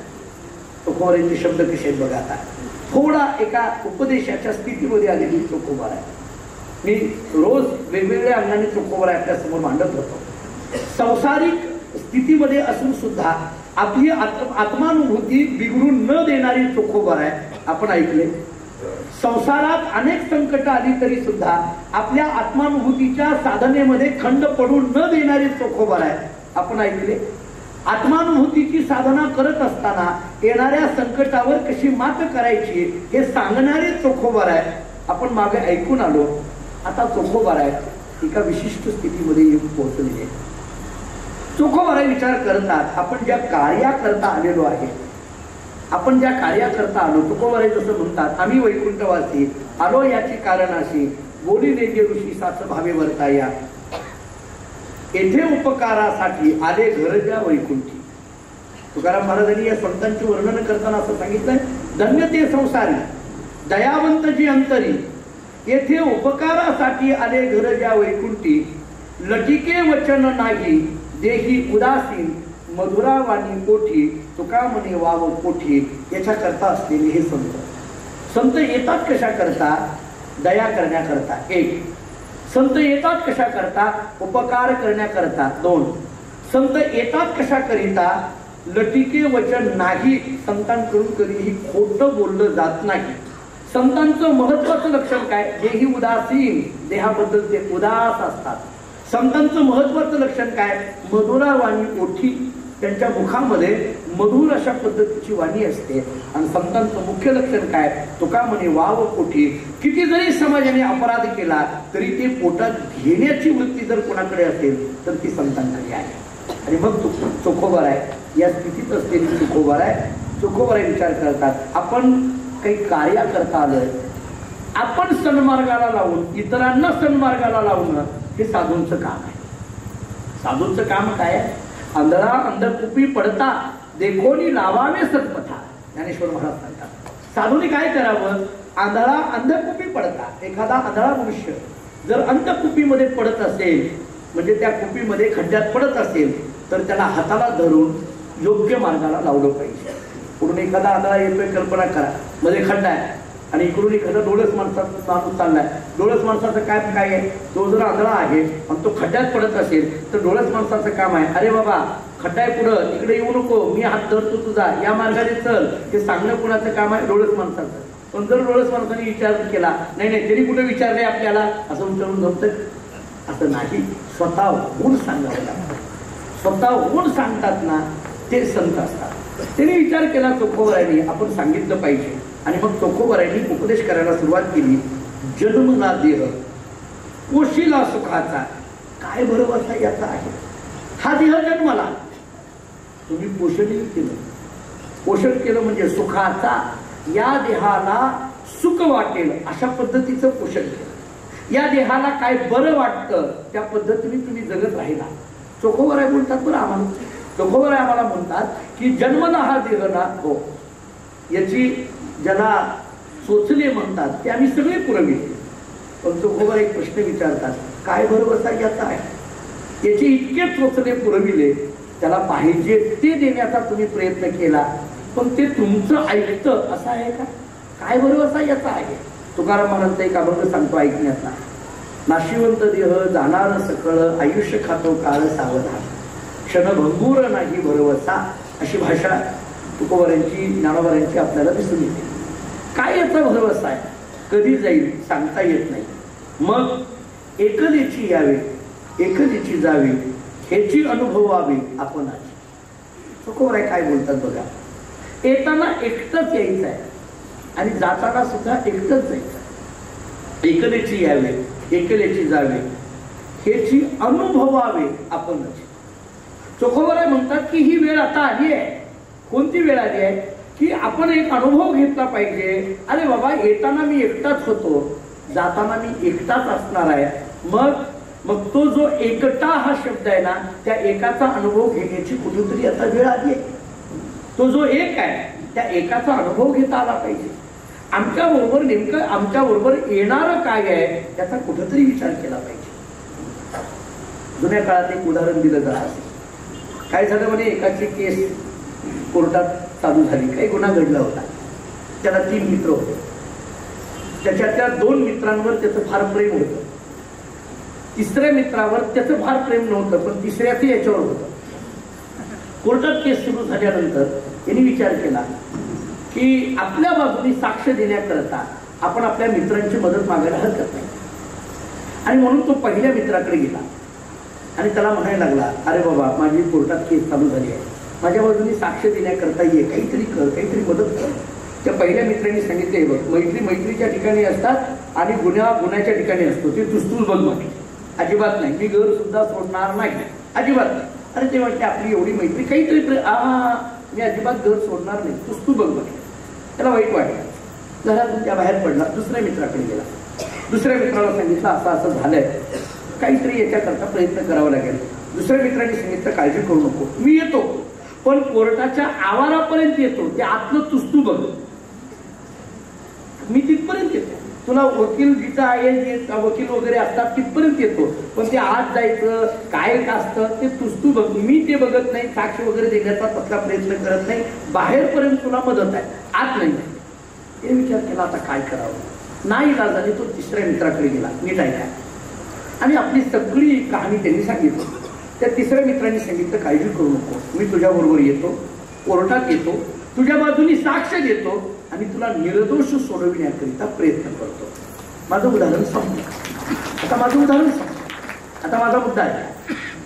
तो माणूस आणि त्याचे 3 मित्र, त्याच्यातल्या पहिल्या 2 मित्रांवर याचं प्रेम आहे, तिसऱ्यावर याचं प्रेम नाही. 2 मित्रांनी मात्र याला सोडविण्याकरिता साक्ष देण्याचं कबूल केलेलं नाहीये, पण तिसरा मात्र याला सोडवण्याकरता साक्षही देतोय आणि निर्दोष सोडवण्याचा प्रयत्नही करतोय. तो माणूस म्हणजे कोण आहे आणि त्याचे 3 मित्र म्हणजे कोण आहेत हे सांगताना शास्त्र आम्हाला सांगतं, तो माणूस म्हणजे दुसरा तिसरा कोणी नाही, आम्हीच आहोत. आमचेही 3 मित्र आहेत. त्याच्यातल्या पहिल्या मित्राचं नाव आहे आम्ही कमवलेली संपत्ती, दुसऱ्या मित्राचं नाव आहे आम्ही कमवलेले नातेवाईक, आणि तिसऱ्या मित्राचं नाव आहे आपण केलेलं सत्कर्म. हे तिसऱ्या मित्राचं नाव आहे. जेव्हा आमची केस वरच्या कोर्टात चालू असते, जेव्हा आमची केस वरच्या कोर्टात चालू असते तेव्हा पहिला मित्र तिजोरी सोडायला तयार नाही, ती एवढी आमच्या बरोबर यायला तयार नाही, ती संपत्ती स्थावर असो जंगम असो ती आमच्या बरोबर यायला तयार नाही. बर, दुसरे मित्र नातेवाईक आमच्या बरोबर येतात, पण स्मशानापर्यंत. मित्र झाले, गोत्र झाले, तेही स्मशानातूनही परत आले, ते स्मशानापर्यंत येतात, आतमध्ये यायला कोणी तयार नाही. उलट इकडं राहिले जायचं म्हणून राकेट टाकायला लावतात, ते तिथपर्यंत येतात स्मशानापर्यंत, आतमध्ये कोणी येत नाही. पण तिसरा मित्र म्हणजे आपलं सत्कर्म हे मात्र आपल्या बरोबर वरपर्यंत येतं आणि आपण कसे निर्दोष आहेत हे सांगण्याचा प्रयत्न करतं. म्हणून माणसाच्या आयुष्यामध्ये त्याचा खरा मित्र हे त्याचं सत्कर्म आहे, त्याचा खरा मित्र हे त्याचं सत्कर्म आहे. तुकाराम महाराजांचे शब्द असे आहेत, तुका म्हणे सत्य कर्मा व्हावे साह्य, घातव्या भय नरका झाले. आणि मगाशी आम्ही बोलत होतो, आपल्याला फार सगळ्याचं जरी नाही चांगलं करता आलं तरी वाईट तरी कुणाचं करायला जाऊ नये. जेवढं थोडं असेल पण जेवढं सत्कर्म करता येईल तेवढं करावं, किंवा जे सत्कर्म करतात त्याला साह्य तरी करावं, त्याला साह्य तरी करावं. आणि म्हणून सत्कर्म चोखोबाराय सांगतात, एकलेची यावे एकलेची जावे, मग हेची अनुभवावे आपणची. अरे येताना एकटंच यायचंय, जाताना एकटंच जायचंय, मग आपलं नेमकं काय आहे तर आपण केलेलं सत्कर्म हेच आपल्या जीवनातलं आपलं आहे, याच्याशिवाय दुसरं काही आपलं नाही. हा चोखोबाराने एक विचार समाजाच्या समोर मांडावा. एवढ्यावर चोखोबाराय थांबत नाही. कोण हे आघवे सुखाची संगती, अंतकाळी होती पाठीमोरे. बघा आजच पुढाचा, कोण हे आघवे सुखाचे संगती, हे सगळे आमचे संगती आहेत पण सुखाचे, हे सगळे आमचे संगती आहेत पण सुखाचे संगती आहेत. अंतकाळी होती पाठीमोरे, पण अंतकाळ आल्यानंतर मात्र हे कोणी आमच्या बरोबर येत नाहीयेत. चोखा म्हणे याचा न धरी भरवसा. चोखोबाराय शेवटी सांगतात, चोखा म्हणे याचा न धरी भरवसा, शरण जा सर्वेशा विठोबाशी. किती गोड भावना वापर. चोखा म्हणे याचा न धरी भरवसा, याचा भरवसा धरू नको. मग अंतःकरणातली भावना, शरणागतीची जी भावना आहे, शरण जा सर्वेशा विठोबाशी. मला कधी कधी प्रश्न पडतो, चोखोबारायांना अभिप्रेत असलेलं शरण तरी नेमकं कसं आहे, ही शरणागती म्हणजे नेमकी तरी आहे काय. मला आणखीन एक साधा जाता जाता विचार मांडायचा. पाया पडणं याला शरण म्हणायचं. पाया पण पाया पडायच्या गमती अशा असतात महाराज, अशा गमती पाया पडताना असतात. काही वेळेला तर अशी गंमत होऊन जाते की आमच्याकडे कर्नाटकामध्ये एका माणसाला सुरू होते, पाया पडताना चिमटा. किती अवघड आहे, ते आमचे पाय तेवढ्या करतात आहेत का काय. एका माणसानंतर ते माझ्या पायाला मारायचं आणि त्याच्या कपाळाला मारायचं, ही काही पद्धत आहे पाया पडायची काय आहे. आम्ही आता आळंदी देऊला पंढरपूरला गर्दीत बघता. तुम्ही आता किती तिकडे आळंदीकडे किंवा पंढरपूरकडे येता मला माहित नाही गर्दीत, पण गर्दीमध्ये अशी गंमत असते. आता आम्ही निघालेलो असतो, दिंडी निघालेली असते, प्रदक्षिणे निघालेली असते, कुणीतरी कुठून तरी लांबून बघतं जय हरी महाराज. आम्ही तेवढं लांबून तेवढ्यावर गप्प बसत नाही. गर्दी असते, लोक त्या गर्दीत आमच्या पायाला हात लावतात. मग महाराज पडले तरी हरकत नाही, पण आपला हात पायाला लागला पाहिजे. पाया पडणं म्हणजे नेमकं काय आहे? पाया पडणं ही क्रिया शरण या भूमिकेत जाते का अंतःकरणातली भावना ही शरण भूमिकेमध्ये जाते? नेमकी काय आहे त्याचा जर विचार. गंमत अशी असते, मी एका गावी कीर्तनाला गेलो, मुक्काम केला. सकाळी तिथंच मंदिराच्या बाहेर बसलो होतो. एक जण त्या गावातला एक मनुष्य माझ्याजवळ बसला होता. गावातलं कोणीतरी एक मनुष्य सोडून येत होता. आल्याबरोबर माझ्याजवळचा मनुष्य उठला, लगेच त्यांना पाया पडला. ते जे मोठे कोण होते ते निघून गेले. हा माझ्याजवळ बसला. मी आपलं सहज विचारलं, का हे फार मोठी व्यक्ती आहे का, म्हणजे विद्वान किंवा श्रीमंत काय आहे का? त्याने नाही हो, काही नाही, काही नाही. मग तुम्ही पाया पडला, मूर्खाच्या कुठं ना. ते बघा, एक लक्षात आलं का बघा, जर मागं असं म्हणत असाल तर ते पाया पडणं तरी काय उपयोगाचं आहे? मला कधी कधी प्रश्न पडतो या सगळ्या.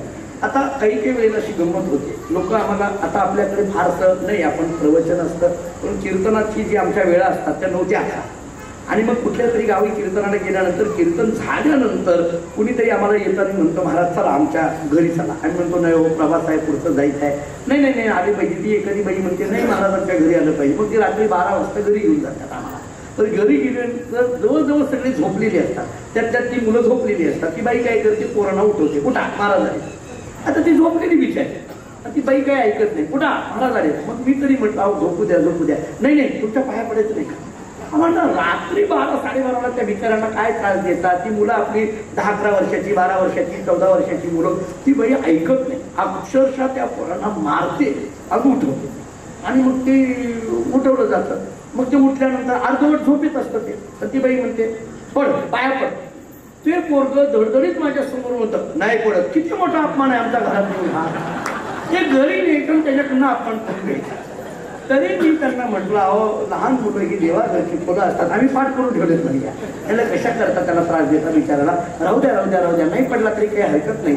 ती बाई तेवढ्यावर गप्प बसत नाही. ते म्हणते नाही नाही महाराज, हा नेहमी सगळ्यांच्या पाया पडतो, तुमच्याच कसं काय पडणार? म्हणजे हा किती मोठा अपमान आहे. त्याला ठरवलंय सगळ्याच्या पाया पडायचं, पण याच्या पाया पडायचं नाही. रात्री 12-12:30 येऊन उठवतो म्हणजे काय नाही. बरं त्याच्या पुढं ती बाई ऐकत नाही. शेवटी त्या पोराचं असं डोकं धरते ती बाई आणि ती महाराजाच्या पायावर अशा पडते. मग तिला बरं वाटतं. पण त्याच्या पुढची सांगू का, हे सगळं करण्यामध्ये ती बाई पाया पडत नाही, हे किती विशेष आहे. खरं तर तिनं पाया पडायला पाहिजे, ती पाया पडत नाही. ज्या मुलांना पाया पडायची गरज नाही त्याला मात्र आमच्या पायावर ठेवते. मला विचारायचं आहे, पाया पडणं एवढ्या सामान्य क्रियेला शरण म्हणायचं का? मग चोखोवऱ्यांना अभिप्रेत असलेली शरणागती काय आहे? चोखोवऱ्या बोलताना असं म्हणतात, शरण जा सर्वेशा विश्ववाशी.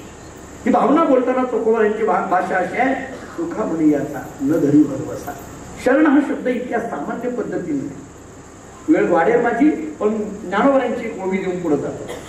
ज्ञानोबराय बोलतात, पै आपुलेली भेदे विन माझे जाणे जे जटेकपण तयाची नाव शरण मजे येणे. आपल्या ठिकाणचा भेद निवृत्त होणं याच्यासारखी शरणागती दुसरी कोणती नाही. याच्यासारखी शरणागती कोणती नाही. तो भेद त्याच्या पलीकडे, द्वंद्वाच्या पलीकडे झाला. ज्ञानोबरांची चोवी ऐका.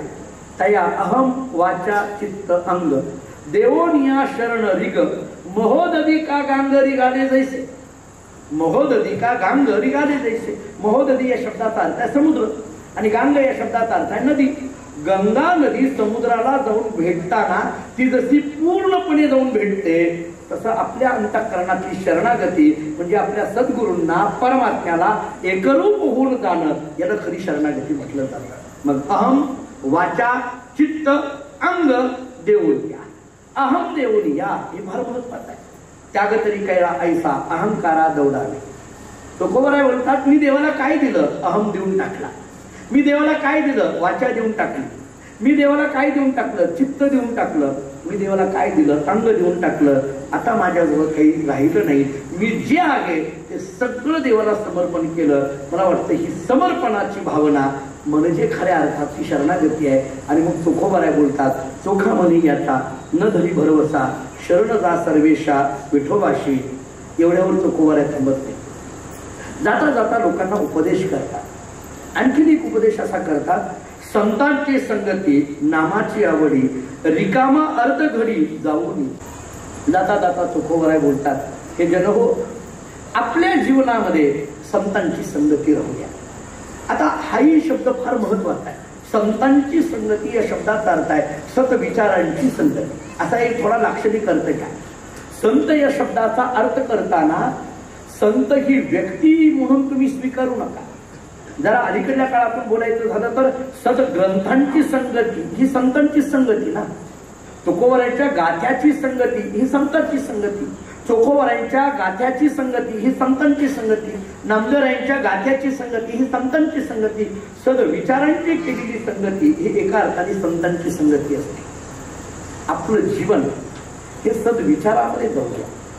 आपल्या अंतःकरणाला, आपल्या मनाला चोखोबराय सांगतात सातत्याने सद्विचाराची सवय राहू द्या. याचं एक सूत्र असं आहे, माणसाचा विचार चांगला असला की उच्चार चांगला असतो, आणि उच्चार चांगला असला की आचार चांगला असतो.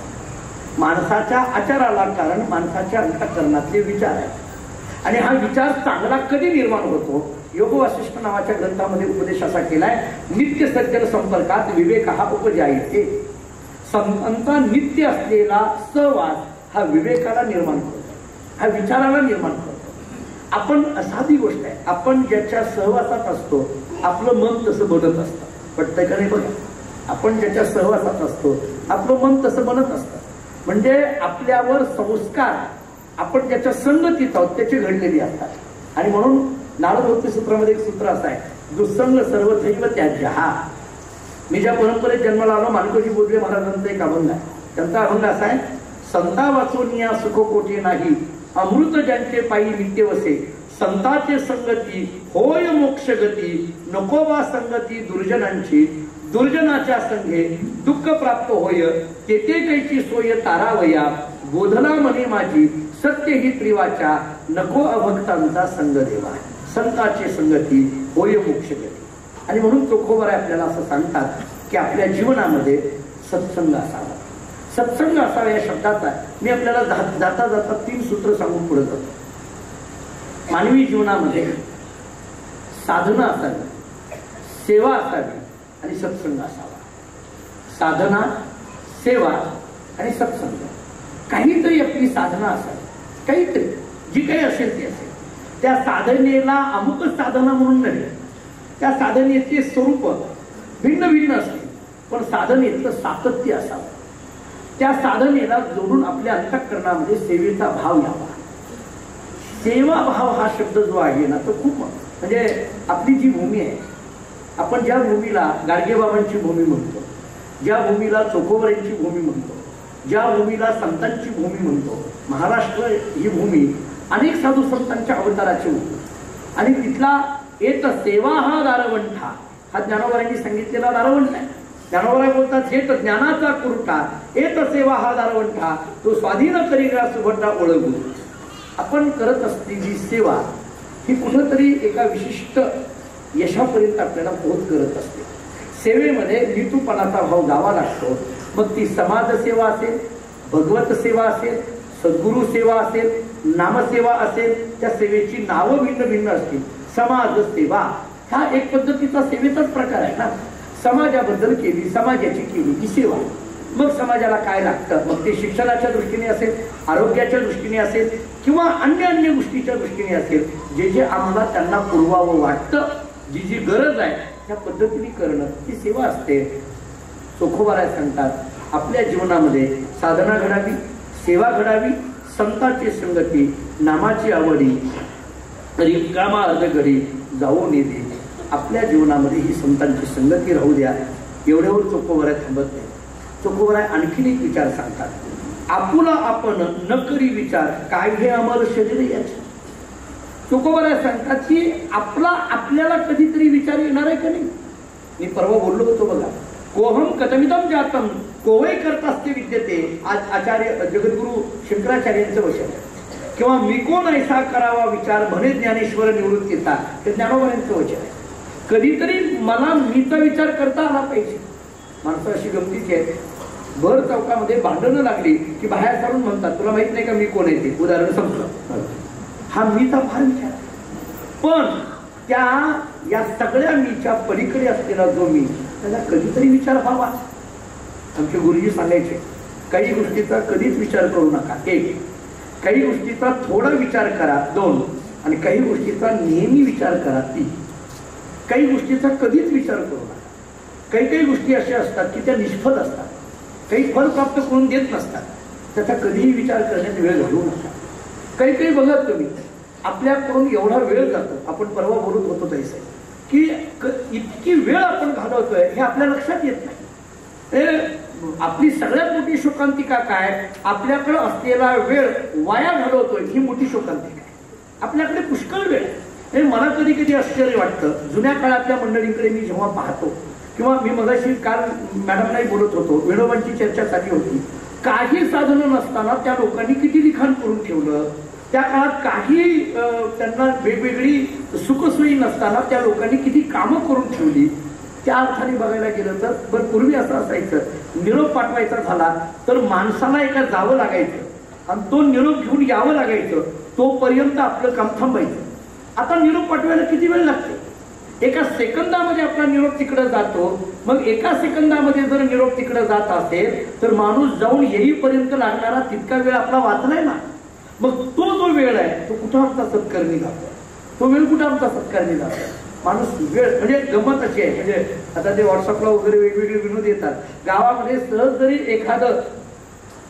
एखाद्या ठिकाणी खणण्याकरता म्हणून ती JCB मशीन जरी आली तरी 5-50 पोरं त्या JCB कडे बघत राहतात. अरे काय आहे ती JCB मशीन, माती काढताय टाकताय एवढंच करताय तरी, आणि उभारून म्हणतात तिकडं राहिले, तुझा विषय आहे का तो?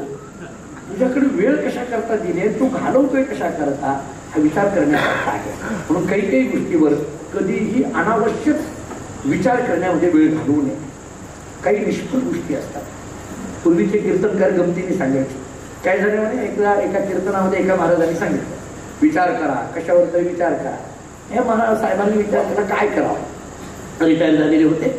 की गावाच्या बाहेर वेशीच्या जवळ एक मोठं चिंचेचं झाड होतं, झाडावर जाऊन बसलं आणि खालून काय जाईल त्याच्यावर विचार करायचा. सकाळची वेळ, म्हशी निघालेल्या आणि त्या साहेबांनी उगीच डोक्यात आणलं, या झाडावरनं म्हशीच्या शिंगात उडी टाकली तर काय होईल. आता ही विचार करण्याची गोष्ट आहे. पण महाराजांनी सांगितलंय विचार करा, आज लगेच उडी टाकायची नाही, विचार करायचा. रोज ठरलेलं काम, सकाळी उठायचं, जेवायचं, ते झाडावर बसायचं, म्हशीकडे बघायचं, म्हैस गेली की खाली उतरायचं, घरी जायचं, जेवायचं, झोपायचं. खरं 6 महिने हे उद्योग या बाबाने केला. 6 महिन्यानंतर त्या म्हशीच्या शिंगात उडी टाकली. आता ती म्हैस तिनं शिंगात घेतलं, तिला फेकून 2-4 लोक आली आणि म्हणायला लागली, अहो साहेब काय केलं. तो म्हटला प्रयोग केला. त्याच्यातलं एक जण म्हटलं, अहो डोकं फुटलं ना. तो म्हटलं डोकं फुटलो, संशय मिटो. त्याने केलं काय, काही नाही म्हणते, चिंचेच्या झाडावर म्हशीच्या शिंगात उडी टाकली. त्याच्यातलं एक जण म्हटलं, अहो साहेब हे करायच्या अगोदर जरा तरी विचार करायचा. तो म्हटलं 6 महिने केला तरी चुकलात का? हा मला सांगा, काय त्याच्यातून फल प्राप्त होणार?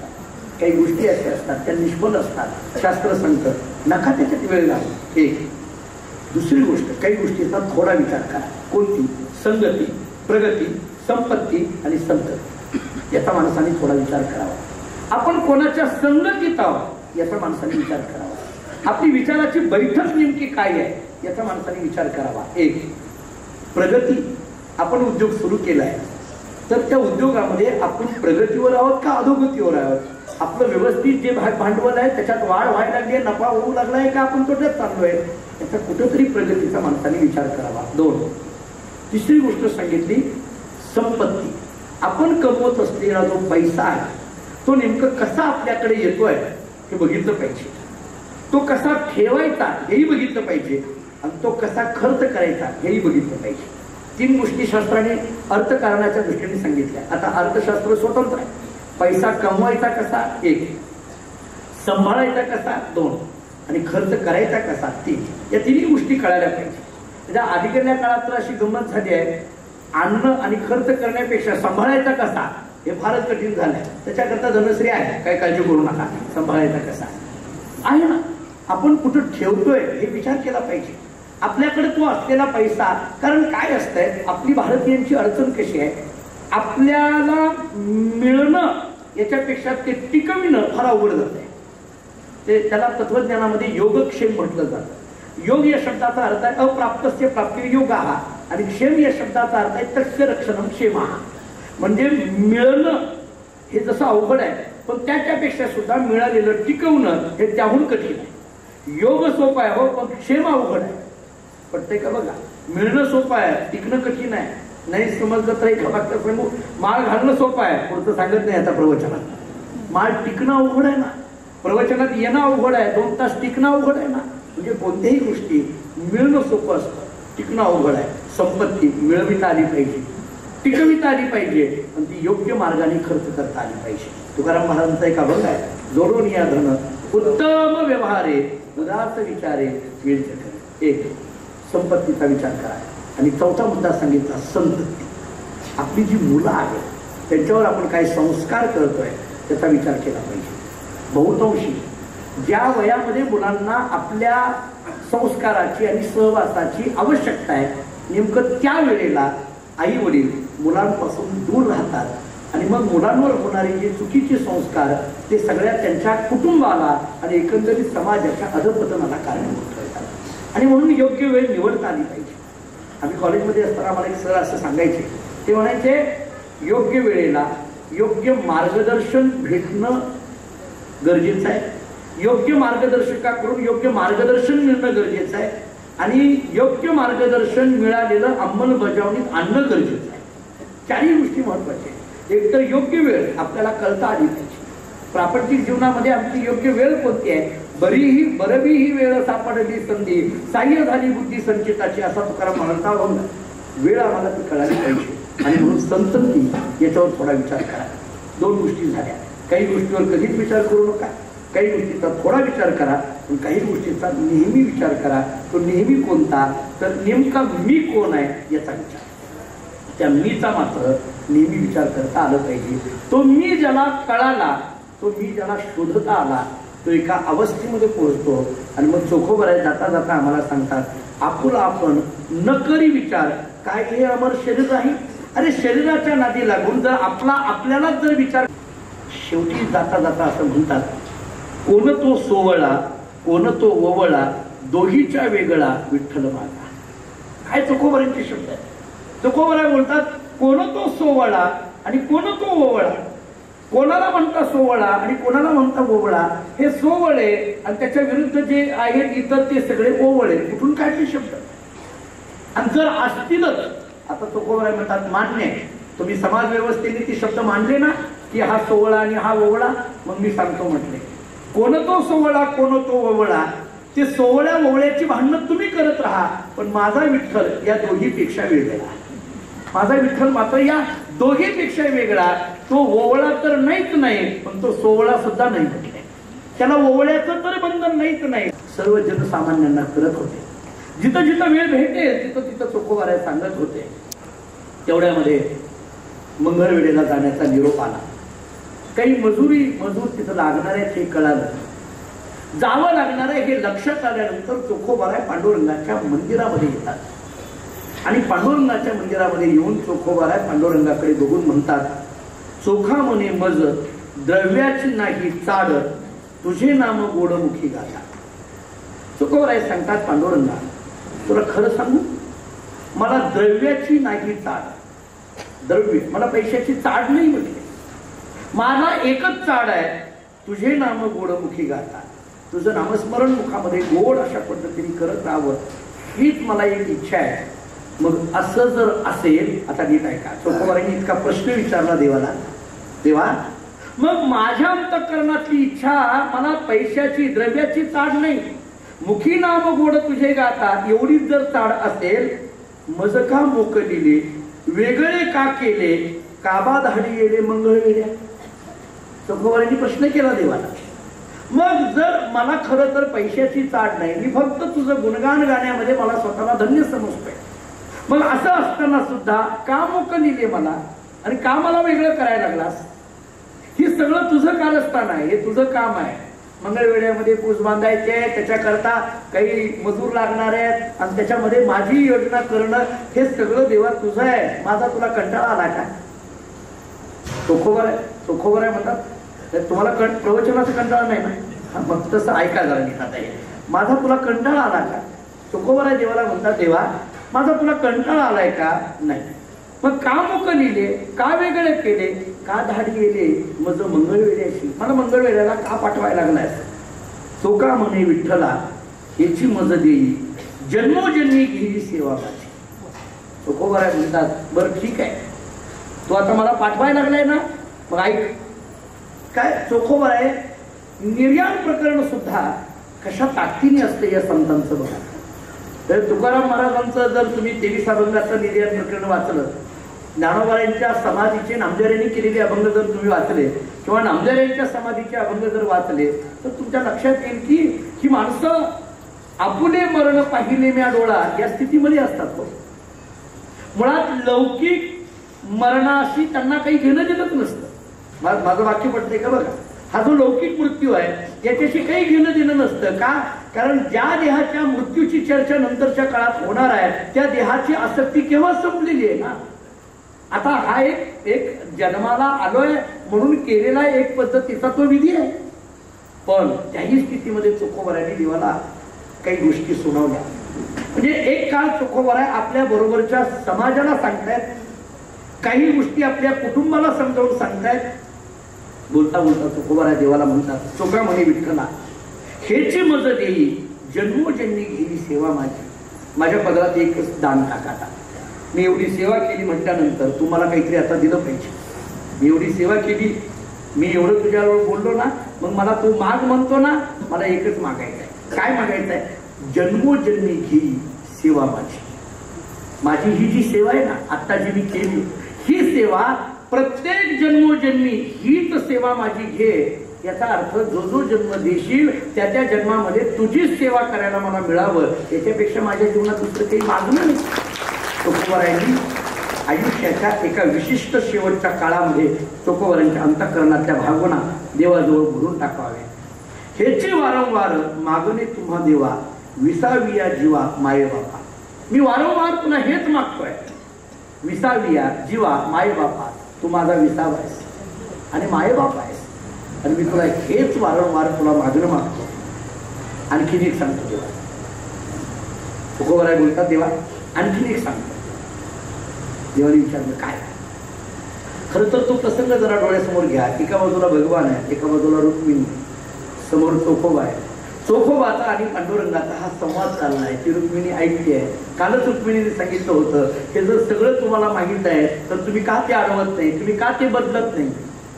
पांडुरंगाने सांगितलं कर्मदेवतेच्या नियमामध्ये मला बदल करता येत नाही, पण माहित आहे आता इथून पुढे भेट होणार आहे का नाही माहित नाही. मी आयुष्याच्या आता शेवटच्या घटका मोजतोय.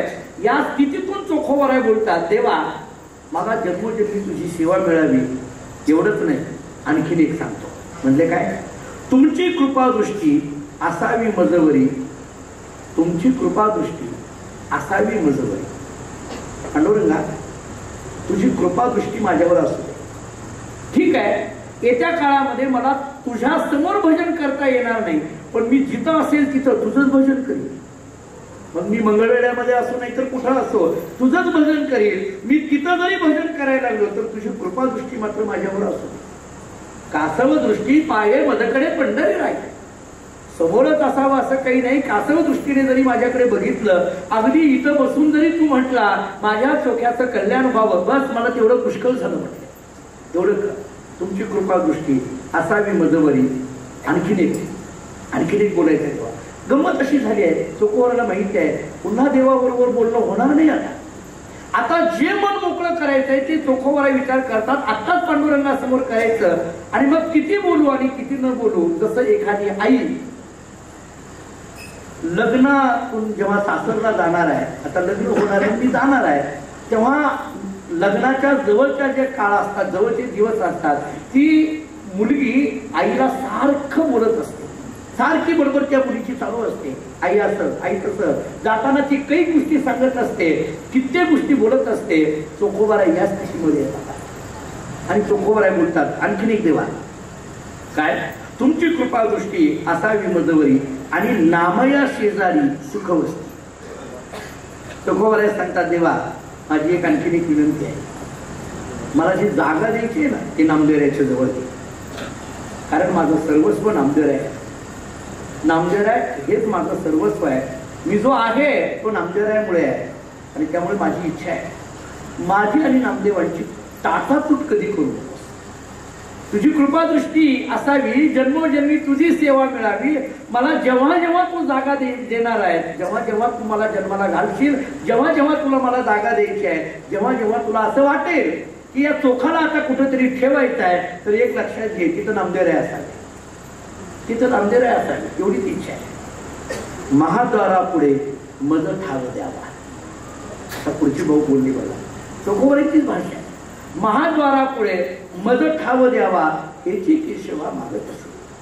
महाद्वारापुढे मला माहित आहे पांडुरंगा तुझ्या दर्शनाला पुष्कळ गर्दी होणार आहे, पण कमीत कमी जातानी लोकांनी माझ्या पाया पडावं असं माझं म्हणणं नाही, पण फक्त माझ्याकडे मला त्या सगळ्या लोकांचं दर्शन होईल अशी जागा मला दे.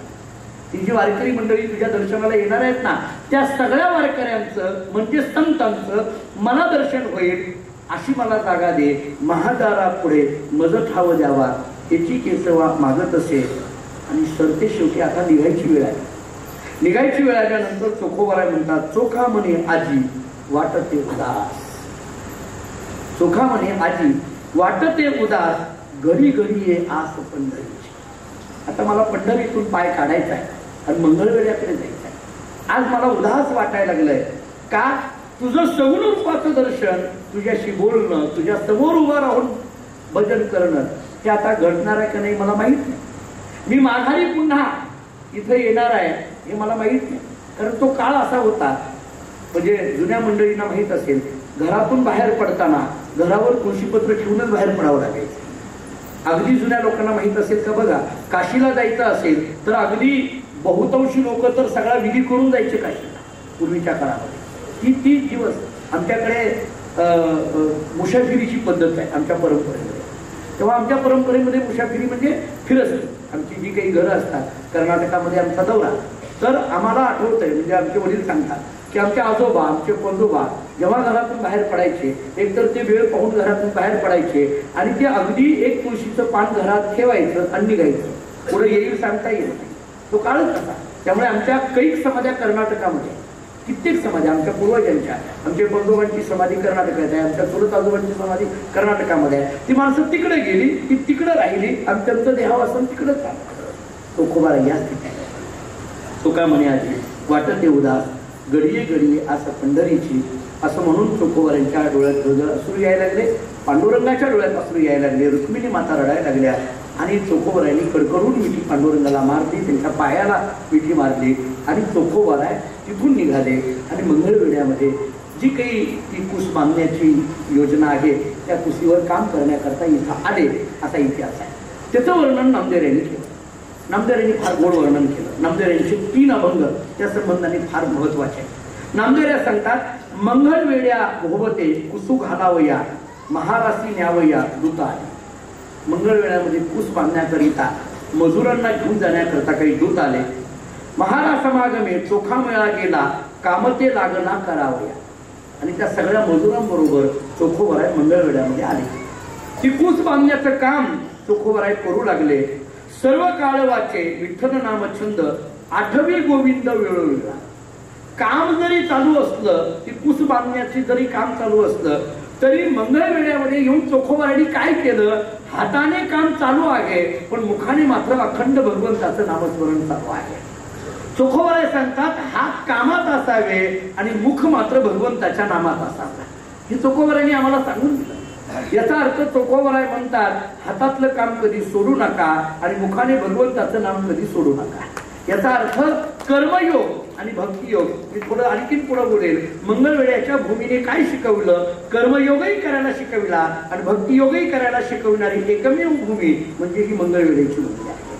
त्या भूमीमध्ये चोखोबाराय काम करत आहे पण मुखामध्ये नामस्मरण आहे. किती काम केलं, किती दिवस झालं. 4 महिने याची रीती लोटते. नामदेवांची भाषा आहे. 4 महिने याची रीती लोटिले, कुसू कडालेले अकस्मात. ही जी कुसू आहे, ती भिंत आहे, ती अकस्मात अशा पद्धतीने पडली. तयाखाली महार बहु चूर झाले, चोखे आणि अर्पिले प्राण देवा. अनेक मजूर त्या कुशीमध्ये, त्या भिंतीमध्ये मेले, अनेक मजूर मेले. त्याच्यामध्ये चोखोबाराला सुद्धा आपला प्राण त्या भिंतीखाली पांडुरंगाच्या चरणावर समर्पण करावा लागला. देव म्हणे नाम्या तो जावे तिथे. बातमी कळाली पंढरपुरामध्ये. मंगळवेढ्यामध्ये मोठ्या भिंतीचं काम चालू आहे. त्या भिंतीचं काम करण्याकरता अनेक मजूर होते आणि त्या मजुरांच्या अंगावरती भिंत पडली. त्याच्यामध्ये हजारो मजूर मेले गेले. त्याच्यामध्ये चोखा सुद्धा गेला. ही बातमी पंढरपुरामध्ये गेली, पांडुरंगाच्या कानावर गेली. पांडुरंगाच्या गळ्यातून अश्रू यायला लागले. पांडुरंगाने नामदेवाला बोलून घेतले.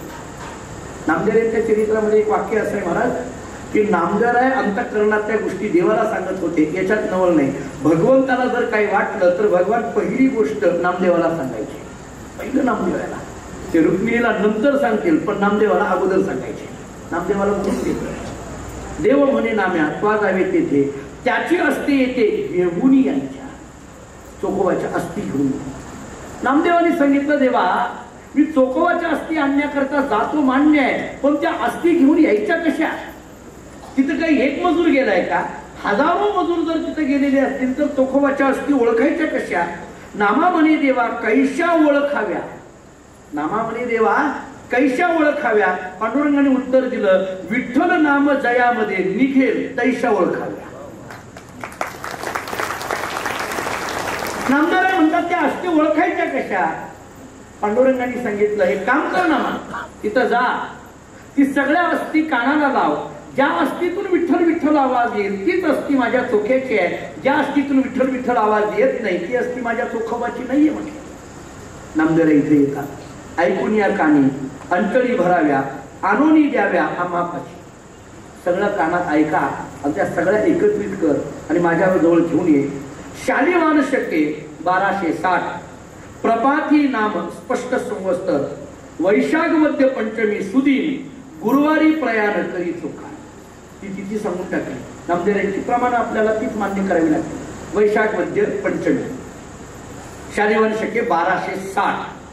चोखा माझा जीव. आता नामदेवांची भाषा पहा. चोखा माझा जीव, चोखा माझा भाव, कुळधर्मदेव चोखा माझा.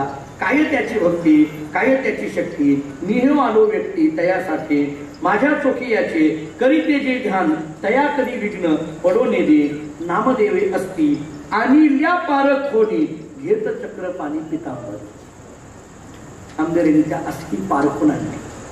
मंगळवेढ्यात नामदेवराय येतात. मला असं वाटतं की संतांची भूमी म्हणून जे काही सरांनी पहिल्या दिवशी सांगितलं, अनेक संत, या अनेक संतांचे पाय या भूमीला लागले. नामदेवराय सुद्धा या भूमीमध्ये येतात. याचा अर्थ नामदेवरायची सुद्धा ही संतांचीच भूमी, त्यांचे पाय लागलेली ही भूमी.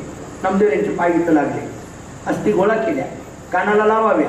त्या अस्थी सगळ्या एकत्रित केल्या, पारखोनी आणि द्या. आणि काय केलं? पांडुरंगाच्या जवळ आणल्याबरोबर पांडुरंगाने घेत चक्रपाणी पितांबरी, आपला पितांबर पुढे केला.